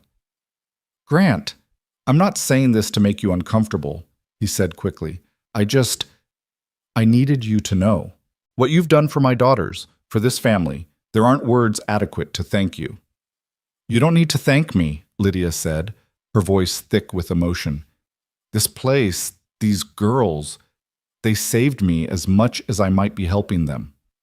I have a purpose again, a reason to wake up every morning. That's worth more than any wages could ever be." They sat together in the darkness, neither quite willing to break the moment until the cold drove them finally inside. November deepened into winter's embrace. The first snow came one morning while the household still slept, blanketing Sterling Ridge in pristine white. Rosie's delighted squeals woke everyone, and soon both girls were bundled into coats and mittens, racing outside to make snow angels while Lydia and Grant watched from the porch. "Mama used to make snow angels with us," Clara called out, her voice bright with memory instead of pain. "She said they were real angels coming to visit." "Then we'd better make lots of them," Lydia called back, "so the angels feel welcome." She was about to join the girls when a wave of dizziness hit her so suddenly she had to grab the porch railing. The world tilted, her vision graying at the edges. "Lydia?" Grant's hand was on her elbow, steadying her. "Are you all right?" "I'm fine," she said automatically, though the dizziness was getting worse. "Just stood up too fast." But it wasn't just standing up too fast. She'd been feeling off for days. A persistent queasiness, a bone-deep exhaustion that sleep didn't fix, occasional moments where her heart would race for no apparent reason. She'd dismissed it as the change in weather, the demands of her work, anything but what her body was trying to tell her. "You're pale," Grant said, his concern deepening. "When's the last time you ate?" Lydia tried to remember. She'd been so focused on getting breakfast ready for everyone else that she'd forgotten to eat herself. Again. "I'll have something at lunch," she assured him. You'll have something now, Grant said firmly, steering her back inside. Mrs. Fletcher, can you bring Miss Kane some breakfast in the sitting room and some tea? Of course, Mr. Mercer, Mrs. Fletcher said, her sharp eyes taking in Lydia's pallor with concern. Grant settled Lydia in a chair by the fire and refused to let her get up until she'd eaten a full plate of eggs, bacon, and toast, plus 2 cups of tea. The food helped, pushing back the dizziness and settling her stomach somewhat. But the worried look didn't leave Grant's face. If you're not feeling better by tomorrow, I'm sending for the doctor, he said. That's not necessary, Lydia protested. I'm just tired. You're running yourself ragged, Grant countered. I told you to pace yourself, remember? I am pacing myself. Lydia. His voice was gentle but firm. I know you're trying to prove you belong here, but you already do. You don't have to work yourself sick to earn your place. Before Lydia could respond, Clara burst into the room, snow-covered and breathless. Miss Kane, come make snow angels with us. Papa, you too. The moment of tension broke. Grant sighed but stood, offering Lydia his hand. Come on. The girls want angels. We'll give them angels. The afternoon dissolved into unexpected joy. Grant and Lydia joined the girls in the snow, making angels and snowmen and engaging in a snowball fight that left everyone laughing and frozen. Watching Grant play with his daughters, his face transformed by genuine happiness, Lydia felt something shift in her chest, something warm and terrifying that she wasn't ready to examine. That evening, after an early supper, the girls begged for hot chocolate and stories by the fire.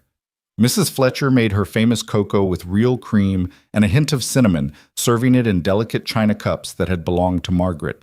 As darkness fell outside and the fire crackled, Lydia found herself thinking this might be what real family felt like. Not the family you're born with, but the one you choose, or that chooses you. She was helping Rosie with her cocoa when the dizziness returned, stronger this time. The cup slipped from her hands, shattering on the floor. Lydia! Grant was at her side instantly as she swayed. I'm sorry, she mumbled, confused by how the room was spinning. I don't know what... Her legs gave out. Grant caught her before she hit the floor, lifting her easily and carrying her to the sofa. The girls crowded around, their faces white with fear. Get the doctor! Grant snapped at Patterson, who'd appeared in the doorway. Now! Grant, it's probably nothing, Lydia tried to say, but her tongue felt thick and clumsy. Just tired. This isn't tired, Grant said, his voice tight with barely controlled panic. Mrs. Fletcher, what did she eat today? The housekeeper's face had gone pale. Same as everyone else at supper, the beef stew. Did anyone else feel sick? No, sir. Everyone's fine. Grant's jaw clenched. Then it was just her portion. Someone tampered with her food. The accusation hung in the air, terrible and impossible. Mrs. Fletcher looked stricken. That can't be, Mr. Mercer. I watched that pot like a hawk. No one went near it except me and Sarah. Where's Sarah? Grant demanded. I'm here. The young maid rushed in, her eyes wide with fear. What's wrong with Miss Kane? Lydia wanted to tell them they were overreacting, that she'd be fine, but her body had other ideas. Her stomach cramped violently, and she curled onto her side, fighting nausea. Through her swimming vision, she saw Clara crying and Rosie clinging to her father's leg, both girls terrified. Get them out of here, Grant said to Mrs. Fletcher. Take them upstairs, now. No, Clara sobbed. We want to stay with Miss Kane. Please, Papa, Rosie wailed. But Mrs. Fletcher was already herding them toward the door, murmuring reassurances that Lydia knew the girls didn't believe. Because Lydia didn't believe them either. Something was very wrong, and they all knew it. The doctor, when he finally arrived an hour later, was a gruff man in his 60s named Dr. Harrison. He examined Lydia thoroughly while Grant paced the room like a caged animal, his face a mask of controlled fury and fear. It's poison, Dr. Harrison announced grimly. I'd stake my reputation on it. Given the symptoms, nausea, dizziness, rapid heartbeat, I'd say belladonna, deadly nightshade. Grant went absolutely still. Will she survive? If we act quickly, she needs to purge everything in her stomach, then activated charcoal and plenty of fluids. It's going to be a rough night, Mr. Mercer. But she's strong, and she didn't ingest too much. If we're lucky, He left the sentence unfinished, getting to work immediately. The next hours were a nightmare. Lydia drifted in and out of consciousness, her body racked with spasms as the doctor forced her to expel the poison. Through it all, Grant stayed at her side, his face drawn with worry, his hand holding hers when the pain got too bad. "Stay with me," he whispered during one of her more lucid moments. "Please, Lydia, don't you dare leave me. Not you." The desperation in his voice cut through her delirium. "The girls," she managed to whisper, "need to see them." "You'll see them when you're better," Grant promised. "They're safe. Mrs. Fletcher has them. You just focus on fighting this." "Someone did this." Lydia's mind was clearing slightly, horror replacing the fog. "Someone poisoned me."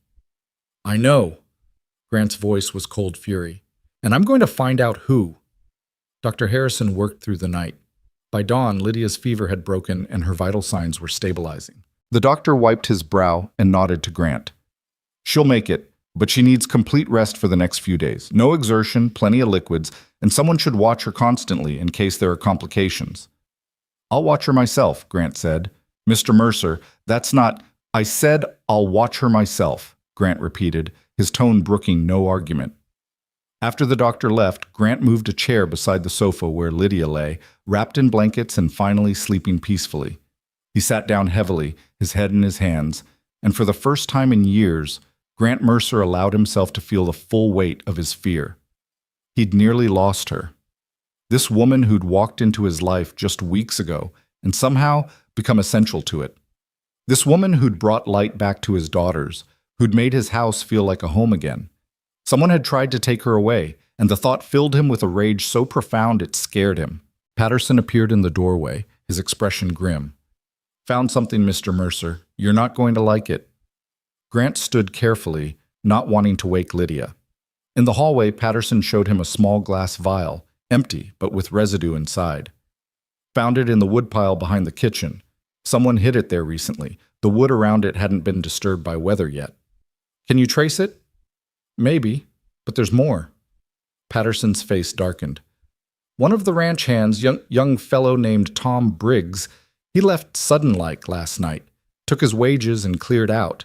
Mrs. Fletcher says he was the one who brought in the firewood yesterday, would have had easy access to the kitchen." "Find him," Grant said, his voice deadly quiet. "I don't care what it takes. Find him and bring him back here." "Yes, sir. But Mr. Mercer—" Patterson hesitated. "Briggs, he's not smart enough to plan something like this on his own. Someone put him up to it." "Langley," Grant said, the name tasting like poison on his tongue. "That'd be my guess. Man was mighty interested in Miss Kane when he visited, and he's been sniffing around the ranch hands, asking questions, offering money for information." Grant's hands clenched into fists. "Get me proof. I want evidence solid enough to bury him. Consider it done." When Patterson left, Grant returned to his vigil beside Lydia. She stirred as the morning light grew stronger, her eyes fluttering open. "Grant?" Her voice was hoarse. "I'm here," he said immediately, moving closer. "How do you feel?" "Like I was trampled by horses," she admitted weakly. "Did someone really poison me?" "Yes." He couldn't soften the truth. "Belladonna in your stew. Dr. Harrison saved your life." Tears slipped down Lydia's cheeks. "Why would anyone want to hurt me?" Grant reached out, gently wiping away her tears. "Because you're important. To this household, to my daughters, to me." The admission cost him something. She could see it in his face. "Someone wants to destabilize Sterling Ridge, and they saw you as a way to do it." "Langley?" Lydia whispered, understanding dawning. Grant nodded. "I believe so, but I can't prove it yet. I will, though. I swear to you, Lydia, whoever did this will answer for it." "The girls," Lydia said urgently, trying to sit up. "They saw me collapse. They must be terrified." "They are," Grant admitted, gently pushing her back down. "But Mrs. Fletcher told them you're going to be fine. They've been asking to see you every 10 minutes. "Can they?" "Please, Grant, they need to see I'm alive." He hesitated, clearly torn between wanting to protect them and understanding Lydia's point. Finally, he nodded. "For a few minutes. But you need rest, Lydia. Real rest. Promise me you won't push yourself. I promise. When Clara and Rosie were finally allowed in, they rushed to Lydia's side, crying and hugging her gently, as if afraid she might break. Lydia held them as best she could, murmuring reassurances, telling them she was fine, she wasn't going anywhere. Someone hurt you, Clara said, her voice shaking. Someone mean and horrible. But I'm getting better, Lydia assured her. Thanks to your father and the doctor, I'm going to be just fine. What if they try again? Rosie whispered, her small face twisted with fear. Grant knelt beside the sofa, gathering both his daughters close. That won't happen. I'm going to make absolutely certain of it. No one is going to hurt Miss Kane again. No one is going to hurt any of us. It was a promise he intended to keep, no matter what it took. Over the following days, as Lydia slowly recovered her strength, Sterling Ridge transformed into a fortress. Grant doubled the guards, vetted every staff member personally, and made it clear that any stranger on the property would be dealt with immediately. Patterson's investigation uncovered that Tom Briggs had indeed been paid by someone matching Langley's description to cause trouble at Sterling Ridge, though Briggs had apparently fled the territory entirely once he realized he'd nearly committed murder. Grant wanted to ride straight to Langley's ranch and beat answers out of the man, but Patterson counseled patience. We need real proof, Mr. Mercer. Right now it's just hearsay. We move too soon, Langley disappears behind his money and lawyers. So Grant waited and watched and seethed with impotent rage. Meanwhile, Lydia healed under his careful supervision. He insisted on being the one to bring her meals, to check on her progress, to sit with her during the long hours when she was too weak to do much but rest. You don't have to do this, Lydia protested one afternoon. You have a ranch to run. The ranch can manage without me for a few days, Grant said, setting down a tray with soup and bread. You're more important. The words hung between them, loaded with meaning neither was quite ready to address. Lydia looked down at her hands, her cheeks flushing. Grant, I need to tell you something about my past. He settled into the chair beside her bed where he'd spent so many hours lately. I'm listening. And so Lydia told him everything. About her husband, about the homestead in Kansas, about the baby boy who died of fever and the grief that had consumed them both after, about the false debts manufactured by greedy men who wanted their land, about watching everything she'd built get stripped away piece by piece, about the months of wandering, of slowly losing hope, of arriving at Sterling Ridge as a last desperate gamble. When she finished, Grant was quiet for a long time. Finally, he said, I'm sorry. For all of it. No one should have to endure what you went through. But it brought me here, Lydia said softly. To this place, to your daughters. Maybe all that loss was preparing me for this. For them. For you. Grant's eyes met hers, and in them Lydia saw her own carefully guarded feelings reflected back. Fear, hope, longing, and something deeper that neither dared name yet. Lydia, Grant said, his voice rough. I need you to know. Whatever he'd been about to say was interrupted by shouting from downstairs. Both of them tensed. Grant was on his feet instantly, moving to the window. What is it? Lydia asked, trying to sit up despite her weakness. Riders, Grant said grimly. A lot of them, and they're coming from the direction of Langley's ranch. The storm Lydia had sensed building was finally about to break, and neither of them was quite ready for what it would bring. Grant's hand instinctively went to the rifle mounted above the bedroom door, but the riders weren't heading for Sterling Ridge. They thundered past on the main road toward town, dust rising in their wake like a warning. Still, the sight of so many men moving with such purpose sent ice through Grant's veins. Stay here, he told Lydia, already moving toward the door. I need to find out what's happening. Grant, wait! But he was already gone, his boots pounding down the stairs. Lydia pushed herself up despite her weakness, moving slowly to the window. Her body protested every movement, still recovering from the poison that had nearly killed her. Through the glass, she could see Patterson and several ranch hands gathered near the barn, their faces turned toward the road. Whatever those riders meant, it wasn't good. Downstairs, Grant found Mrs. Fletcher wringing her hands in the kitchen, her usually composed face tight with worry. Mr. Mercer, One of the stable boys just came from town. There's talk everywhere. Mr. Langley's been spreading stories. Terrible stories about Miss Kane. Grant's blood ran cold. What kind of stories? Mrs. Fletcher wouldn't meet his eyes. He's saying she's a fraud, sir. A drifter who uses false names to worm her way into wealthy homes. Says she's done it before, in Kansas and Missouri, always targeting widowers with property. He's got the whole town believing she's here to steal Sterling Ridge right out from under you. The words hit Grant like physical blows. It was brilliant in its cruelty. Langley couldn't get Sterling Ridge by force or purchase, so he was trying to destroy it from within by turning the community against them, against Lydia. "It's lies," Grant said, his voice shaking with fury. "Every word of it." "I know that, sir. We all do here.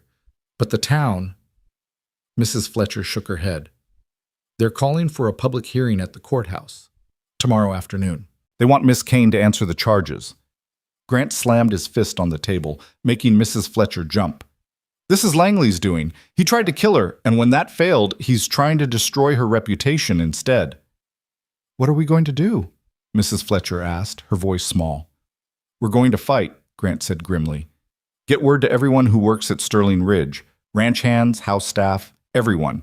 Tell them to be ready to testify on Lydia's behalf tomorrow, and find Patterson. I need him to ride to Kansas, to that town Lydia came from. I want documentation, witnesses, anything that proves who she really is." "That'll take weeks, Mr. Mercer. The hearing's tomorrow." "Then we'll buy time," Grant said. "Whatever it takes." He took the stairs 2 at a time back to Lydia's room, where he found her dressed and trying to pin up her hair with shaking hands. She was still pale, dark circles under her eyes, but determination burned in her expression. "You heard," Grant said. It wasn't a question. "I heard enough." Lydia's voice was steady despite her trembling hands. "Langley's painting me as a con artist, a thief. It's not true, and everyone who matters knows it." "But the town doesn't know it," Lydia said, turning to face him. "Grant, I can't let you fight my battles for me. This is my past, my mess to clean up." "You're part of this family now," Grant said fiercely. "Your battles are our battles. I won't let Langley destroy you with lies." Lydia's eyes filled with tears. "What if he wins? What if they believe him? It'll destroy your reputation too. The girls—" "We'll be fine," Grant interrupted, crossing to her and taking her shoulders gently. "Because we're going to face this together, all of us. You're not alone anymore, Lydia. Do you understand? You're not alone." She broke then, the fear and exhaustion and poison-weakened state all catching up at once. Grant pulled her into his arms, holding her while she cried against his chest, her body shaking with sobs she'd been holding back for days. He stroked her hair, murmuring reassurances, and realized with a jolt of recognition that somewhere along the way, this had stopped being about duty or gratitude. He cared for her, deeply, in ways he hadn't allowed himself to care for anyone since Margaret died. The realization terrified him almost as much as the thought of losing her. That evening, the household gathered in the dining room for what felt more like a war council than dinner. Grant had called everyone together, even the ranch hands who normally ate in the bunkhouse. Clara and Rosie sat at the table, their young faces serious as they tried to understand what was happening. "Tomorrow," Grant began, his voice carrying authority that silenced the nervous murmuring. "Some people in town are going to say cruel things about Miss Kane. They're going to accuse her of being someone she's not. I want everyone here to understand, these are lies being spread by Elias Langley, because he wants Sterling Ridge and knows he can't have it as long as we're united." "What do we do, Papa?" Clara asked, her voice small but steady. "We stand together," Grant said simply. "We tell the truth. And we show everyone in that town that Sterling Ridge takes care of its own." Mrs. Fletcher stood up, her plump face flushed with emotion. "I've known Miss Kane for going on 2 months now. I've watched her work herself near to death trying to prove she belongs here. I've seen her care for those girls like they were her own blood. Anyone who thinks she's some kind of criminal doesn't know the first thing about her." "Hear, hear," said old Tom, the cook's assistant, thumping his cane on the floor. Other voices joined in agreement. Lydia sat at the table, overwhelmed by the show of support. These people barely knew her, yet they were willing to stand beside her against the judgment of the entire town. It was more than she'd dared hope for. Thank you, she managed to say, her voice thick. All of you. I don't deserve— You deserve every bit of it, Grant cut in firmly. You've earned your place here 10 times over. That night, sleep eluded everyone at Sterling Ridge. Grant sat in his study until the small hours, going over documents and preparing his defense of Lydia. Upstairs, Lydia lay awake staring at the ceiling, her mind replaying every moment of her past, wondering which details Langley had twisted into weapons. And in the nursery, Clara held Rosie close, both girls afraid of what tomorrow would bring. Dawn came too quickly. The household moved through breakfast in tense silence, everyone acutely aware that in a few hours they would face the town's judgment. Lydia forced herself to eat, knowing she needed strength, but the food tasted like ash in her mouth. Mrs. Fletcher had laid out Lydia's best dress, one of Margaret's that had been altered to fit her. It was a deep blue wool, simple but elegant, with a high collar and long sleeves. Appropriate for facing accusations, Lydia thought with dark humor. She dressed carefully, braided her hair into a severe style that made her look older and more respectable, and tried to calm the panic rising in her chest. There was a soft knock at her door. When she opened it, she found both Clara and Rosie standing there, dressed in their Sunday best. "We're coming with you," Clara announced, her chin lifted defiantly. "Girls, I don't think—" Lydia began. "We're coming," Clara repeated. "You stood by us. Now we stand by you." Lydia looked past them to find Grant in the hallway, his expression grim but approving. "I tried to tell them to stay home," he said. "They wouldn't hear of it." "Because we're a family," Rosie said simply. "Families stick together." Lydia knelt down, pulling both girls into a fierce hug. "Thank you," she whispered. "You brave, wonderful girls."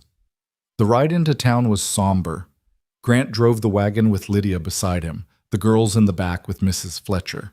Patterson and several ranch hands rode alongside, a protective escort that didn't go unnoticed as they entered the main street. The town of Silverleaf was larger than Lydia had realized, with a proper main street lined with shops, a church with a white steeple, and a two-story courthouse that dominated the square. Today it seemed like the entire population had turned out, lining the streets and filling the courthouse steps. The murmuring started as soon as the Sterling Ridge wagon appeared.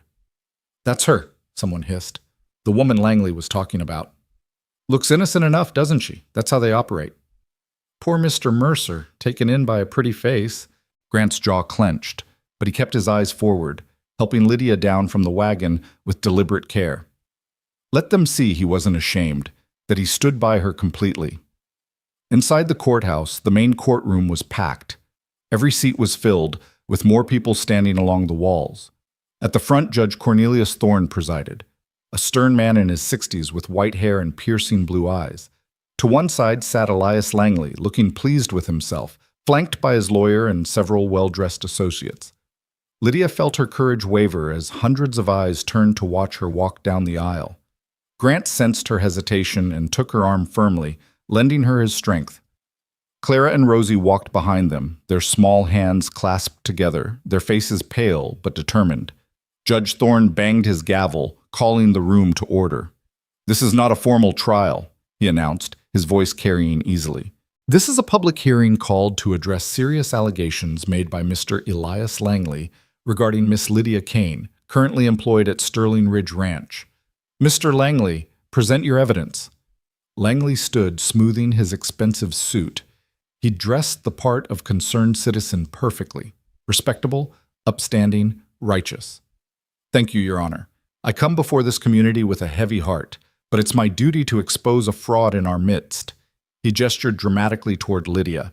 "That woman claims to be a widow from Kansas, down on her luck and seeking honest work. But I have evidence that she's used multiple names in multiple towns, always targeting wealthy widowers with young children. In Missouri, she was Lydia Matthews. In Kansas, Lydia Harper. Each time she works her way into the household, gains the family's trust, and then either steals valuables or manipulates the widower into marriage so she can claim his property." Gasps rippled through the courtroom. Lydia felt the blood drain from her face. The names, those were real. Lydia Matthews had been her maiden name. Lydia Harper was her married name. But Langley was twisting the truth into something monstrous. In Sterling Ridge, Langley continued, she calls herself Lydia Kane. But here's the truth, Your Honor. There's no record of a Lydia Kane in Kansas. No death certificate for a husband of that name, no property records, nothing. Because it's all a lie designed to prey on Grant Mercer's grief and his daughter's need for a mother figure. That's not true, Clara shouted, jumping to her feet.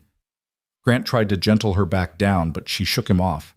Miss Kane never lied to us. She's been nothing but good and kind. Judge Thorne banged his gavel. Young lady, you'll get your chance to speak. Sit down. Clara sat, but her eyes blazed with fury. Beside her, Rosie had started crying silently, tears streaming down her small face. Langley's lawyer stood next, a slick man with oil-slicked hair. Your Honor, we have affidavits from former employers in Kansas and Missouri stating that valuables went missing after this woman left their employment. We have documentation showing she used different names in different locations. The pattern is clear. May I see these affidavits? Grant stood, his voice cutting through the murmurs. The lawyer handed them over with a smug smile. Grant read quickly, his expression darkening. These are forgeries, he said flatly. This handwriting, it's all the same person trying to disguise their writing, and convenient that none of these witnesses are here in person to testify. Are you calling me a liar, Mercer? Langley demanded. Yes, Grant said bluntly. That's exactly what I'm calling you. You've manufactured this entire case because you want my land and saw Lydia as a way to destabilize my household.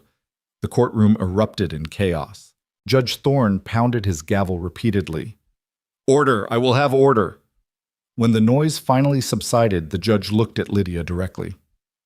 Miss Kane, you've heard the allegations. What do you have to say in your defense?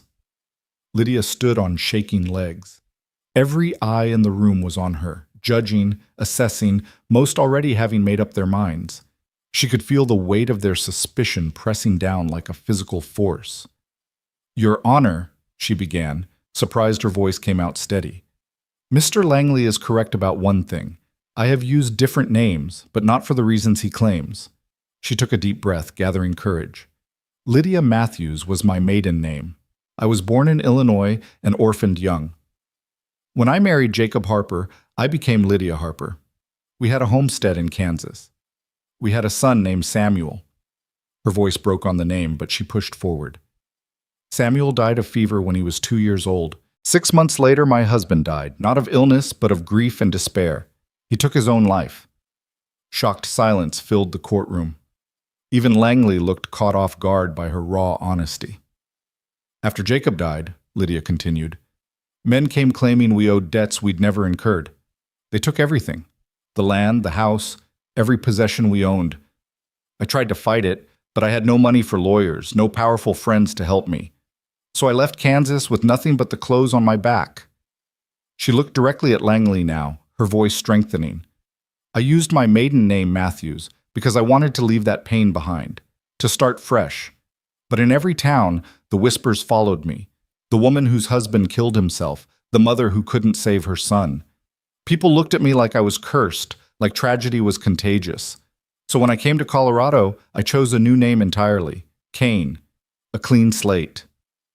That doesn't explain the allegations of theft, Langley interjected.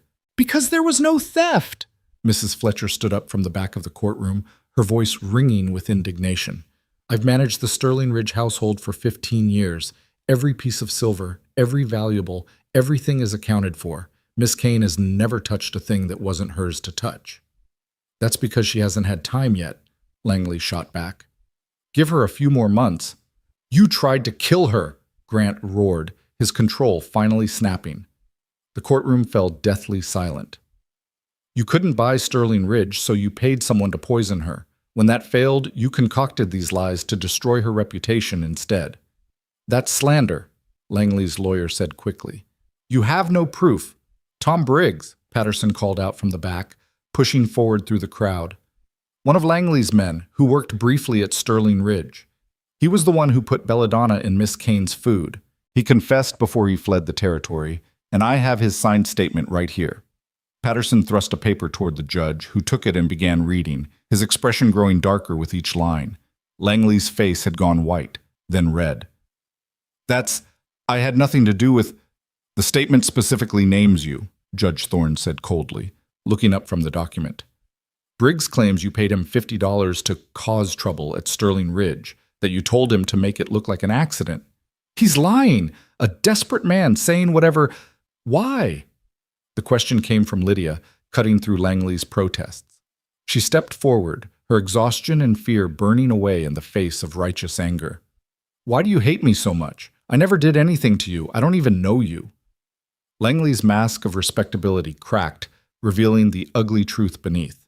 You're nothing, he spat, a nobody from nowhere who thinks she can play at being quality. Mercer was vulnerable, his household in disarray. It was perfect timing. I could have bought Sterling Ridge for a song within a year. But then you showed up and started putting things back together, making him strong again, giving him a reason to hold on. So you tried to kill her, Grant said, his voice deadly quiet, because she made me strong. I tried to remove an obstacle, Langley corrected, his arrogance reasserting itself. If she'd died, you would have been broken completely. Sterling Ridge would have fallen apart, and I could have acquired it properly. The courtroom erupted. People who'd been judging Lydia moments before now turned their fury on Langley. Judge Thorne pounded his gavel frantically. Mr. Langley, the judge said when order was finally restored, you are under arrest for attempted murder and conspiracy. Sheriff, take him into custody. You can't do this, Langley shouted as the sheriff approached with handcuffs. I'm a respected member of this community. My lawyers will have their hands full defending you, Judge Thorne interrupted coldly. As for you, Miss Kane, he turned to Lydia and his stern expression softened slightly. I apologize on behalf of this community for the suspicion you faced today. It's clear the allegations against you were fabricated as part of Mr. Langley's scheme. Lydia couldn't find words. She simply nodded, tears streaming down her face. But it wasn't over yet. An old farmer stood up from the middle of the courtroom, his weathered face kind. Your Honor, if I may, I think there's something else that needs saying. Judge Thorne nodded permission. The farmer turned to address the crowd. I've been watching Sterling Ridge for years, ever since Margaret Mercer passed. That house went dark. We all saw it. Those little girls growing up sad and scared, Grant working himself to the bone trying to hold everything together. It was painful to witness. He looked at Lydia now, his eyes gentle. Then you came along, miss. And slowly, like spring thaw, that ranch came back to life.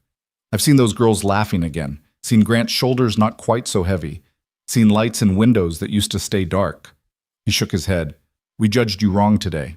Every one of us who listened to Langley's poison should be ashamed. That woman's made Sterling Ridge bloom again, and we nearly destroyed her for it. One by one, people began standing, first a shopkeeper, then a ranch hand from a neighboring property, then a woman who'd sold Lydia cloth at the general store weeks ago. Each offered an apology, an acknowledgement of their hasty judgment. An older woman with kind eyes spoke up. My name is Martha Weaver. I knew Margaret Mercer well. We were friends from childhood. She looked at Grant. Margaret would have liked Miss Kane. She would have been grateful someone was there to love her daughters and help her husband find his way back to living. That's not fraud or manipulation. That's a gift. Clara could contain herself no longer. She ran to Lydia, throwing her arms around her waist. You're not a bad person, she sobbed. You're the best person. Don't let them say you're bad. Rosie followed, and then Grant was there too, surrounding Lydia in the protection of his presence. He looked out at the assembled townspeople, his voice ringing with unmistakable authority. She isn't your scandal, he said clearly. She's my salvation. This woman rebuilt my home, healed my girls, and taught us all to hope again. If any of you see shame in that, then you've forgotten what decency looks like.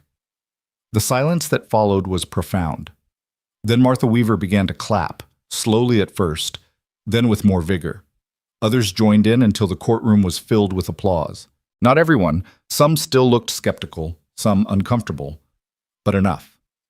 Enough to matter. Judge Thorne banged his gavel one final time. This hearing is concluded. Miss Kane's name is cleared. Mr. Langley will face trial for attempted murder. He looked at Lydia with something approaching respect. Miss Kane, I hope you can forgive us for this circus. I can, Lydia said softly. Thank you, Your Honor. Outside the courthouse, the winter afternoon sun seemed impossibly bright after the darkness of that room. Lydia stood on the steps, breathing deeply, hardly able to believe it was over. Grant stood beside her, still holding her arm as if afraid she might collapse. "You were magnificent," he said quietly. "The way you stood up there and told the truth, even when it hurt, that took more courage than I've seen in a long time." "I had no choice," Lydia replied. "Living was the only way to fight the lies." Clara and Rosie pressed close on either side, and Mrs. Fletcher hovered protectively nearby. Patterson and the ranch hands formed a loose circle around them all, their message clear. Sterling Ridge protected its own.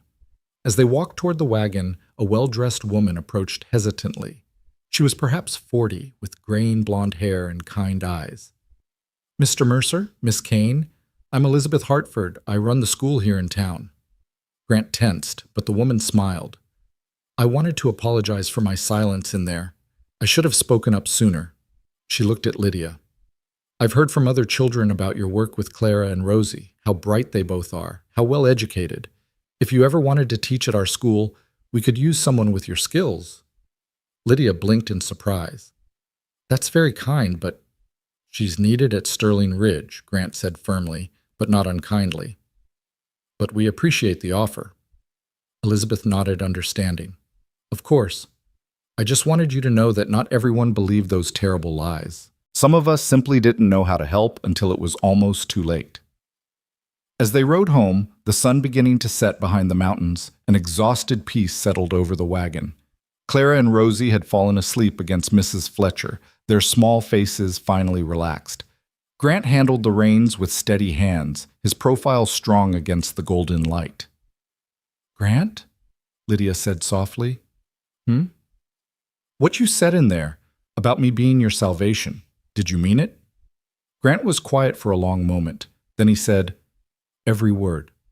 You came into our lives when we'd forgotten how to live. You reminded us what it meant to be a family instead of just people sharing a house." He glanced at her, and in his eyes she saw a vulnerability he usually kept hidden. "I don't know what I would have done if Langley had succeeded, if I'd lost you." "But you didn't," Lydia said, her hand finding his on the seat between them. "I'm here. I'm not going anywhere." His fingers closed around hers, warm and strong. "Good," he said simply. "Because somewhere along the way, Lydia Kane, you stopped being just the woman who cares for my children. You became essential to all of us." The words hung between them, loaded with meaning neither was quite brave enough to explore fully. Not yet, but it was a beginning, a bridge being built between two wounded souls learning to trust again. Behind them, Mrs. Fletcher watched with knowing eyes and a satisfied smile.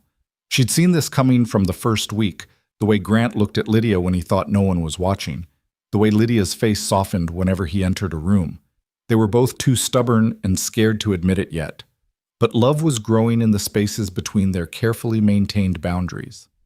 As Sterling Ridge came into view, its windows glowing with lamplight in the gathering dusk, Lydia felt something settle deep in her chest. This was home, not because of the building or the land, but because of the people who lived there. The girls who'd let her into their hearts. The man who'd given her a chance when she had nothing. The woman who'd arrived at these gates in rags, begging for work, had finally found what she'd been searching for all along, not just shelter or employment, but belonging, purpose, family. And though she didn't know it yet, the hardest test was behind her. The accusations had been faced, the poison survived, the town's judgment weathered. What lay ahead wasn't threat or danger, but something equally terrifying in its own way. The possibility of happiness, of love, of allowing herself to hope for more than just survival. As the wagon rolled through the iron gates that had once seemed so forbidding, Lydia looked back one last time at the road behind them, the road that led to town, to the courthouse, to the accusations that had nearly destroyed everything. Then she turned forward toward the house that was now truly her home, and let the gates close behind her with a sense of finality that felt like freedom. Winter settled over Sterling Ridge with a gentleness that felt like benediction. The snow that had seemed threatening in November now blanketed the ranch in pristine beauty, transforming the landscape into something from a fairy tale. And inside the white-painted house with its green shutters, Life bloomed in ways none of them had dared imagine just months before. The days following the courthouse hearing brought changes both subtle and profound. The townspeople who'd been so quick to judge now went out of their way to demonstrate their support. Mrs. Hartford stopped by with books for the girls' education. The general store owner refused payment for supplies, insisting it was the least he could do after that ugliness. Even the minister called to personally apologize and invite the family to Christmas services. But the most significant change was happening within the walls of Sterling Ridge itself, in the careful way Grant and Lydia moved around each other now, aware of something growing between them that neither quite knew how to name. It was Clara who noticed first, with the piercing observation of a 9-year-old who missed nothing. One morning in mid-December, as Lydia was helping her with arithmetic, the girl looked up from her slate and said matter-of-factly, "Papa smiles more when you're in the room." Lydia's hand faltered, nearly dropping the chalk. "What?" "Papa," Clara repeated patiently. "He smiles more when you're around, and he watches you when he thinks no one's looking, the way he used to look at Mama in the old photographs, like you're the most important thing in the world." Heat flooded Lydia's cheeks. "Clara, that's not... Your father is simply grateful for the help with the household. That's all." "That's not all," Clara said with the confidence of someone stating an obvious fact. "He loves you, and you love him too. I can tell." Before Lydia could formulate a response, Rosie piped up from where she sat practicing her letters. "Are you going to marry Papa? Because if you do, you could be our real mama forever and ever." Lydia's heart twisted. "Girls, it's not that simple." "Why not?" Rosie asked with 5-year-old logic. "You love us. We love you. Papa loves you. That's how families work." "Your father and I haven't discussed anything like that," Lydia said carefully, trying to keep her voice steady despite the way her pulse was racing. "And even if there were feelings involved, there are many complicated reasons why." "Complicated is just another word for scared," Clara interrupted, far too wise for her years. "You're both scared because you lost people you loved. But Miss Kane, you taught me that being brave means doing things even when you're frightened. Doesn't that apply to grown-ups too?" Lydia stared at this remarkable child, struck speechless by the truth in her words. Before she could respond, Grant's voice came from the doorway. "Clara, Rosie, go help Mrs. Fletcher in the kitchen. She's making gingerbread cookies." The girls exchanged knowing glances and scampered out, leaving Lydia alone with Grant. The silence stretched between them, heavy with unspoken things. Finally, Grant crossed to the window, his back to her. "I'm sorry," he said quietly. "I've been trying to keep them from... I know they've gotten attached to you, and I should have been more careful about managing their expectations." "Managing their expectations about what?" Lydia asked, her voice barely above a whisper. Grant turned to face her, and the raw vulnerability in his expression stole her breath. "About us. About the future. About things I have no right to hope for." "Grant, let me finish," he said, his voice roughening with emotion. "When you came here, I told myself you were just help. Someone to care for the girls while I focused on keeping this ranch running. But somewhere along the way, that changed. You changed everything, Lydia. The way the house feels, the way my daughters laugh, the way I... He stopped, struggling for words. "The way I wake up in the morning, and the first thing I think about is whether you're downstairs yet. The way I find excuses to be in whatever room you're in. The way seeing you smile at my daughters makes my chest feel too tight." Lydia couldn't breathe. Every word was stripping away the careful defenses she'd built around her heart. "I know it's too soon," Grant continued, taking a step toward her. "I know you came here looking for work and shelter, not some widower with his own broken pieces. But I can't keep pretending I don't feel what I feel, that I don't want what I want." "What do you want?" Lydia whispered. Grant closed the distance between them, his hands coming up to frame her face with a gentleness that made tears spring to her eyes. "You," he said simply. "I want you, not as an employee, not as someone who works for me. I want you as my partner, my equal, the person I build a life with. I want... God, Lydia, I want to give you everything you lost.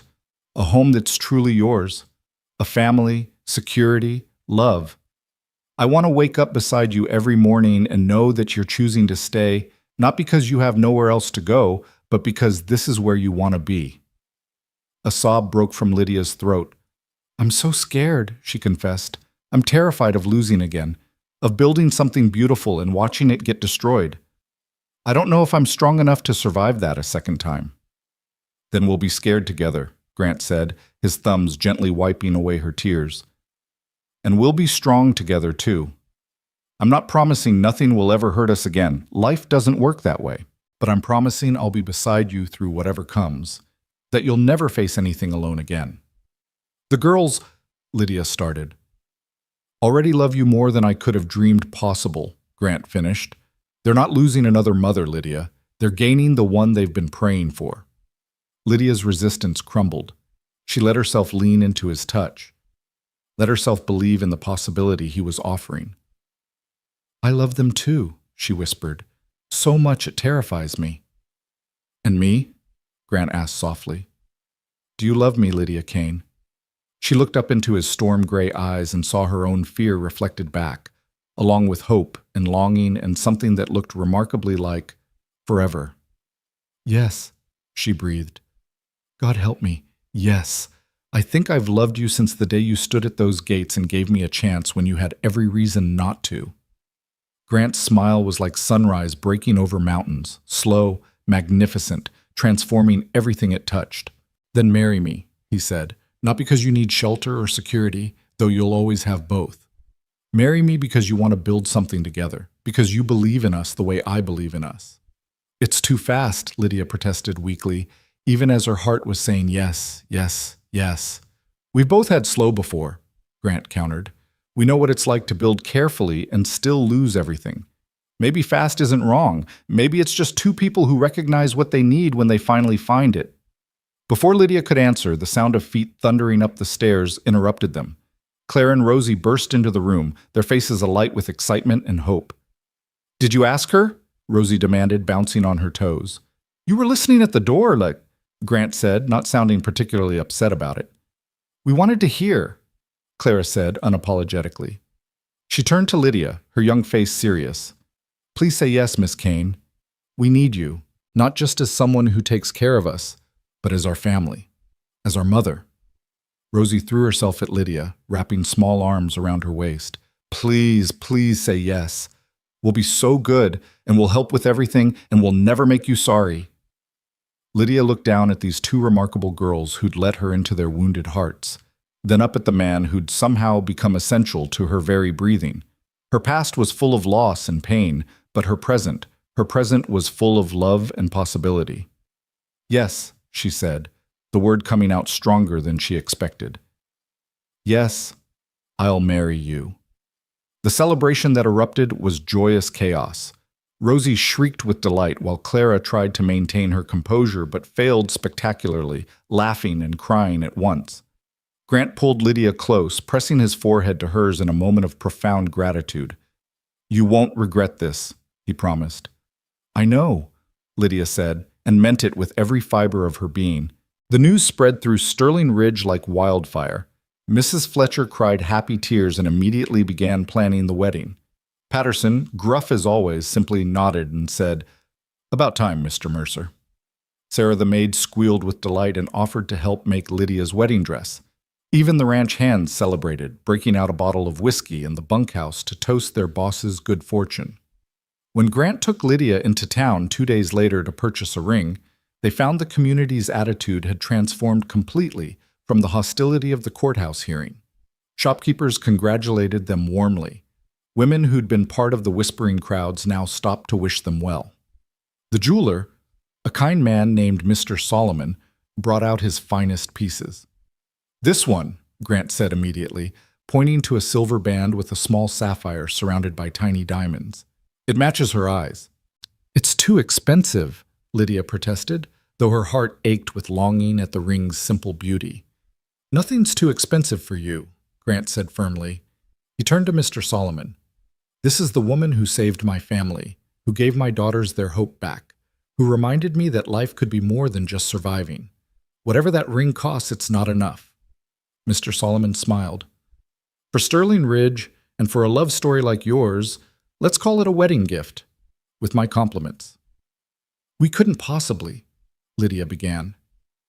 "You could, and you will," the jeweler said gently.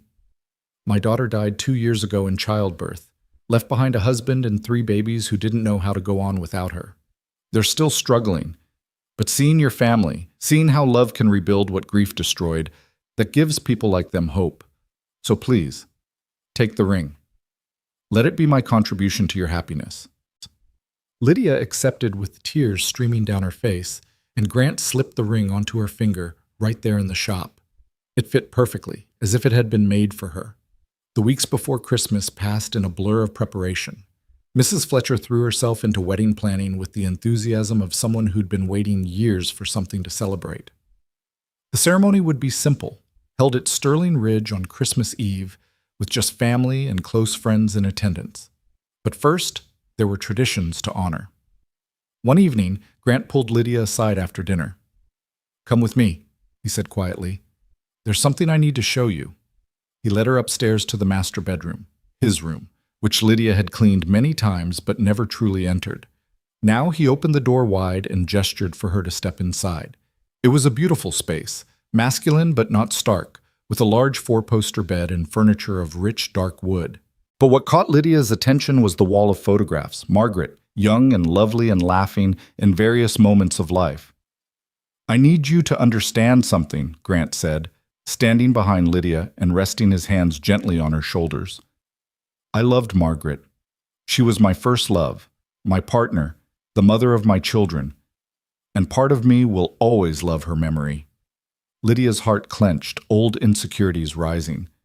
"I know, I would never expect—" "But," Grant continued, turning her gently to face him, "loving you doesn't diminish what I felt for her. Love isn't finite, Lydia. The heart doesn't run out. Margaret would want me to be happy. She'd want our girls to have a mother who loves them. And she'd like you, I know she would. You're strong like she was, kind like she was, and you've brought this family back to life the way she'd want."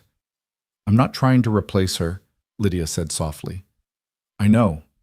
You're not a replacement. You're something new, something equally precious but different.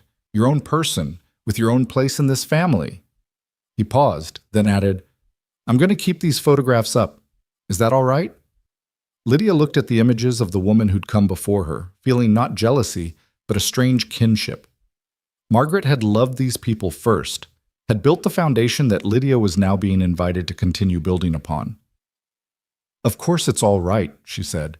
"The girls should never forget their mother, and I want to honor her memory too. She created this family. I'm just blessed enough to be welcomed into it." Grant kissed her then, soft and sweet and full of promise. When they broke apart, he said, "After we're married, this becomes our room. I'll have it redecorated however you want. New curtains, new furniture, anything that makes you comfortable." "I don't need new things," Lydia said. "I just need you." The days leading up to Christmas Eve were a whirlwind of activity. The house was decorated with evergreen boughs and red ribbons. An enormous tree was cut from the property and set up in the parlor, where Clara and Rosie spent hours making paper ornaments. In the kitchen, Mrs. Fletcher supervised the preparation of enough food to feed an army, a wedding feast that would double as Christmas dinner. Lydia worked on her dress with Sarah's help, altering one of Margaret's most beautiful gowns, a cream silk with delicate lace at the collar and cuffs. When she tried it on, Sarah gasped. "You look like a princess," the young maid breathed. Lydia studied herself in the mirror, hardly recognizing the woman looking back. Just months ago, she'd been in rags, begging at gates. Now she wore silk and lace and a ring that caught the light like captured stars. The transformation felt like a dream. Clara appeared in the doorway, having snuck away from her lessons. "You look beautiful," she said softly. "Like you belong here. Like you were always meant to be here." "Come here, sweetheart," Lydia said, opening her arms. Clara came willingly, and Lydia held her close. "Thank you for letting me into your heart. I know it wasn't easy to trust again." "You made it easy," Clara said. "You never tried to be Mama. You just tried to be yourself, and that was exactly who we needed." On Christmas Eve morning, Lydia woke before dawn, her heart racing with a mixture of excitement and nerves. This was it, her wedding day. The day she would officially become part of the family she'd come to love so desperately. Mrs. Fletcher brought her breakfast in bed, a luxury that made Lydia protest until the housekeeper fixed her with a stern look. "You're the bride. You'll eat your breakfast in bed, and you'll take your time getting ready, and you won't argue with me about it." So Lydia ate slowly, savoring each bite, letting herself feel the full weight of this day. When she finally rose to dress, Sarah and Mrs. Fletcher helped her, fussing over every detail. The cream silk dress fit perfectly, the alterations invisible. Her hair was swept up in a soft style with small white flowers woven through. She wore no jewelry except Grant's ring and a simple silver cross that had belonged to her grandmother. "Ready?" Mrs. Fletcher asked, her eyes suspiciously bright. "Ready," Lydia confirmed. The ceremony was to take place in the parlor, with the enormous Christmas tree as backdrop. As Lydia descended the stairs on Patterson's arm, he'd gruffly offered to escort her, having become an unlikely ally. She could see the room was packed with people. Not just Sterling Ridge staff, but neighbors from surrounding ranches, townspeople who'd come to witness this union, even Mrs. Hartford and her students singing carols softly. But Lydia only had eyes for 3 people. Grant, standing tall and handsome in a dark suit, his face transformed by joy. And beside him, Clara and Rosie in matching green velvet dresses, their faces glowing with happiness. The minister, the same one who'd apologized after the courthouse hearing, stood before them with a Bible. As Lydia reached Grant's side, he took her hand, his touch warm and steady. "Dearly beloved," the minister began, "we are gathered here on this blessed Christmas Eve to witness the union of Grant Mercer and Lydia Kane in holy matrimony." The words washed over Lydia like a benediction. When it came time for vows, Grant turned to face her fully, his voice strong and clear. "Lydia, you came to Sterling Ridge when we were all broken. You put us back together with patience and love, and a strength I didn't know one person could possess. You gave my daughters a mother's love. You gave me a reason to hope again. And today, I promise to spend the rest of my life making you as happy as you've made us. I promise to be your partner, your protector, your friend. I promise to honor the past you've survived while building the future we'll create together. I promise to love you, not just today, but every day that follows, for as long as we both shall live." Lydia's throat was too tight for speaking, but she forced the words out, needing him to hear them. "Grant, when I arrived at your gates, I had nothing. I was nothing. You saw past the rags and the desperation to the person underneath. You gave me not just work, but purpose. Not just shelter, but home. Not just kindness, but love. Today, I promise to be worthy of the faith you placed in me. I promise to love your daughters as if they were born of my body and not just my heart. I promise to stand beside you through whatever comes, good times and hard times, joy and sorrow. I promise to build a life with you that honors both our pasts while embracing our future. I promise to love you, completely and forever." "The rings?" the minister asked. Clara stepped forward solemnly, carrying a small pillow with Grant's ring, a simple gold band that had been his father's. Grant slipped it on Lydia's finger beside her engagement ring, his hand steady, despite the emotion in his eyes. Lydia placed a matching band on his finger, marveling at how right it looked there. "By the power vested in me," the minister said, "I now pronounce you husband and wife. Grant, you may kiss your bride." Grant cupped Lydia's face in his hands, his touch infinitely gentle. "Mrs. Mercer," he whispered, and then he kissed her, soft and sweet and full of promise, while the room erupted in applause and cheers. When they broke apart, Rosie and Clara rushed forward, throwing their arms around both adults in an exuberant hug. "You're really our mama now," Rosie shouted joyfully. "Forever and ever."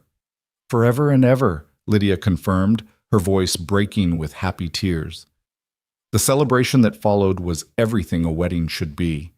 Tables groaned under the weight of Mrs. Fletcher's feast. Music filled the air as several ranch hands pulled out fiddles and guitars. Grant and Lydia had their first dance as husband and wife in the parlor, surrounded by well-wishers and the soft glow of Christmas candles. Later, as evening fell and the party continued, Grant pulled Lydia away to the front porch where they'd shared so many conversations. The winter stars blazed overhead, cold and brilliant. Happy? Grant asked, wrapping his arms around her from behind. Lydia leaned back against his chest, feeling his warmth, his strength, his love. Happier than I ever thought possible, she admitted. Sometimes I'm afraid I'll wake up, and this will all have been a beautiful dream. Not a dream, Grant murmured against her hair. This is real. You're real. We're real. And we're going to build something beautiful together, Lydia. Not just for us, but for Clara and Rosie, for the family we'll continue to create. I want to start a school, Lydia said suddenly, the idea crystallizing. Here at Sterling Ridge, not just for our girls, but for all the children in the area who need education. Mrs. Hartford suggested it, and I think it's what I'm meant to do. Teach, give back. Grant turned her in his arms to face him. Then we'll build a schoolhouse right here on the property. You can teach, and we'll make sure every child who wants to learn has that opportunity. You'd do that? Lydia, Grant said seriously, I'd do anything to see you shine. Your dreams are my dreams now. Your hopes are my hopes. That's what partnership means. Behind them, the door opened and Clara poked her head out. Papa? Mama? Rosie wants to open Christmas presents before bed. Mama. The word struck Lydia like a lightning bolt of pure joy. Clara had called her Mama, naturally and easily, as if it had always been that way. We're coming, Lydia said, her voice thick with emotion. They went inside together, Grant's arm around her waist, and joined their daughters, by the Christmas tree. As they opened presents and laughed at the girls' excitement, as the fire crackled and the music played, Lydia felt peace settle over her like a warm blanket. The woman who'd arrived at Sterling Ridge in rags, begging for work, had found something far more precious than employment. She'd found belonging, purpose, love, family. Later that night, as she and Grant stood at the window of their bedroom, watching snow begin to fall softly over the ranch, Grant spoke quietly. Do you remember what I asked you that first day? At the gates? You asked if I could prove I could care for more than myself, Lydia recalled. If I could be what your girls needed. I should have asked something different, Grant said, pulling her close. I should have asked if you'd be brave enough to let us love you back. If you'd be willing to accept not just giving, but receiving. To let yourself be part of something instead of always standing outside looking in. I'm here now, Lydia said simply. I'm not standing outside anymore. No, Grant agreed, kissing her temple. You're home. Finally, completely home. As winter deepened and spring approached, Sterling Ridge flourished in ways that went beyond mere prosperity. The ranch produced strong calves and healthy crops. The house rang with laughter. And in March, ground was broken on the new schoolhouse that would bear Margaret Mercer's name, a tribute to the woman who'd come first and the woman who'd come after, both of them essential to the family's story. Lydia taught her first class that autumn, with Clara and Rosie sitting proudly in the front row alongside a dozen other children from neighboring ranches. She taught reading and arithmetic and geography, but more than that, she taught her students about resilience, about how loss doesn't define you, about how the hardest thing in life is allowing yourself to hope again after you've been broken. On the anniversary of their wedding, Grant found Lydia in the garden she'd restored. Margaret's roses blooming in glorious profusion, red and pink and yellow, filling the air with perfume. She was planting new seedlings, her hands dirty, her face serene. Happy anniversary, Mrs. Mercer, he said, coming to stand beside her. Lydia looked up at him, this man who'd given her everything when she had nothing. You came here in rags, asking for work, Grant said softly, echoing that first day. And I asked you if you'd be the mother my girls needed. And now? Lydia asked. Grant pulled her to her feet, handing her a small wrapped package.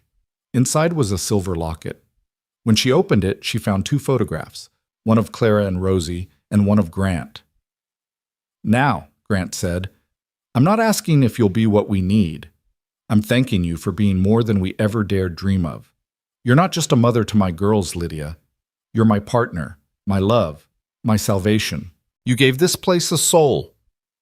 And you gave me a home, Lydia whispered, fastening the locket around her neck. Not just a house, but a home, a family, a life worth living. They stood together in the garden as the sun set, painting the sky in shades of orange and gold. Around them, Sterling Ridge hummed with life, cattle in the distance, voices from the schoolhouse where Clara was helping younger students, Rosie's laughter as she played with the ranch dogs. The woman who'd stood trembling at iron gates, broken and desperate, had been transformed not by magic, but by love, by the courage to try again, by the willingness to let people in despite the risk of loss, by choosing hope over fear again and again, until hope became her reality. "I love you," Grant said simply. "I love you too," Lydia replied. "Thank you for seeing me that day, for looking past the dust and desperation to the person underneath." "Thank you for staying," Grant countered, "for fighting, for loving us back." As they walked hand in hand back to the house, their home, Lydia thought about how far she'd traveled. Not just the physical miles from Kansas to Colorado, but the emotional distance from despair to joy. She'd lost everything once, and it had nearly destroyed her. But loss had prepared her to appreciate what she'd found here. She belonged at Sterling Ridge, not as an employee or charity case, but as an equal partner in building something beautiful.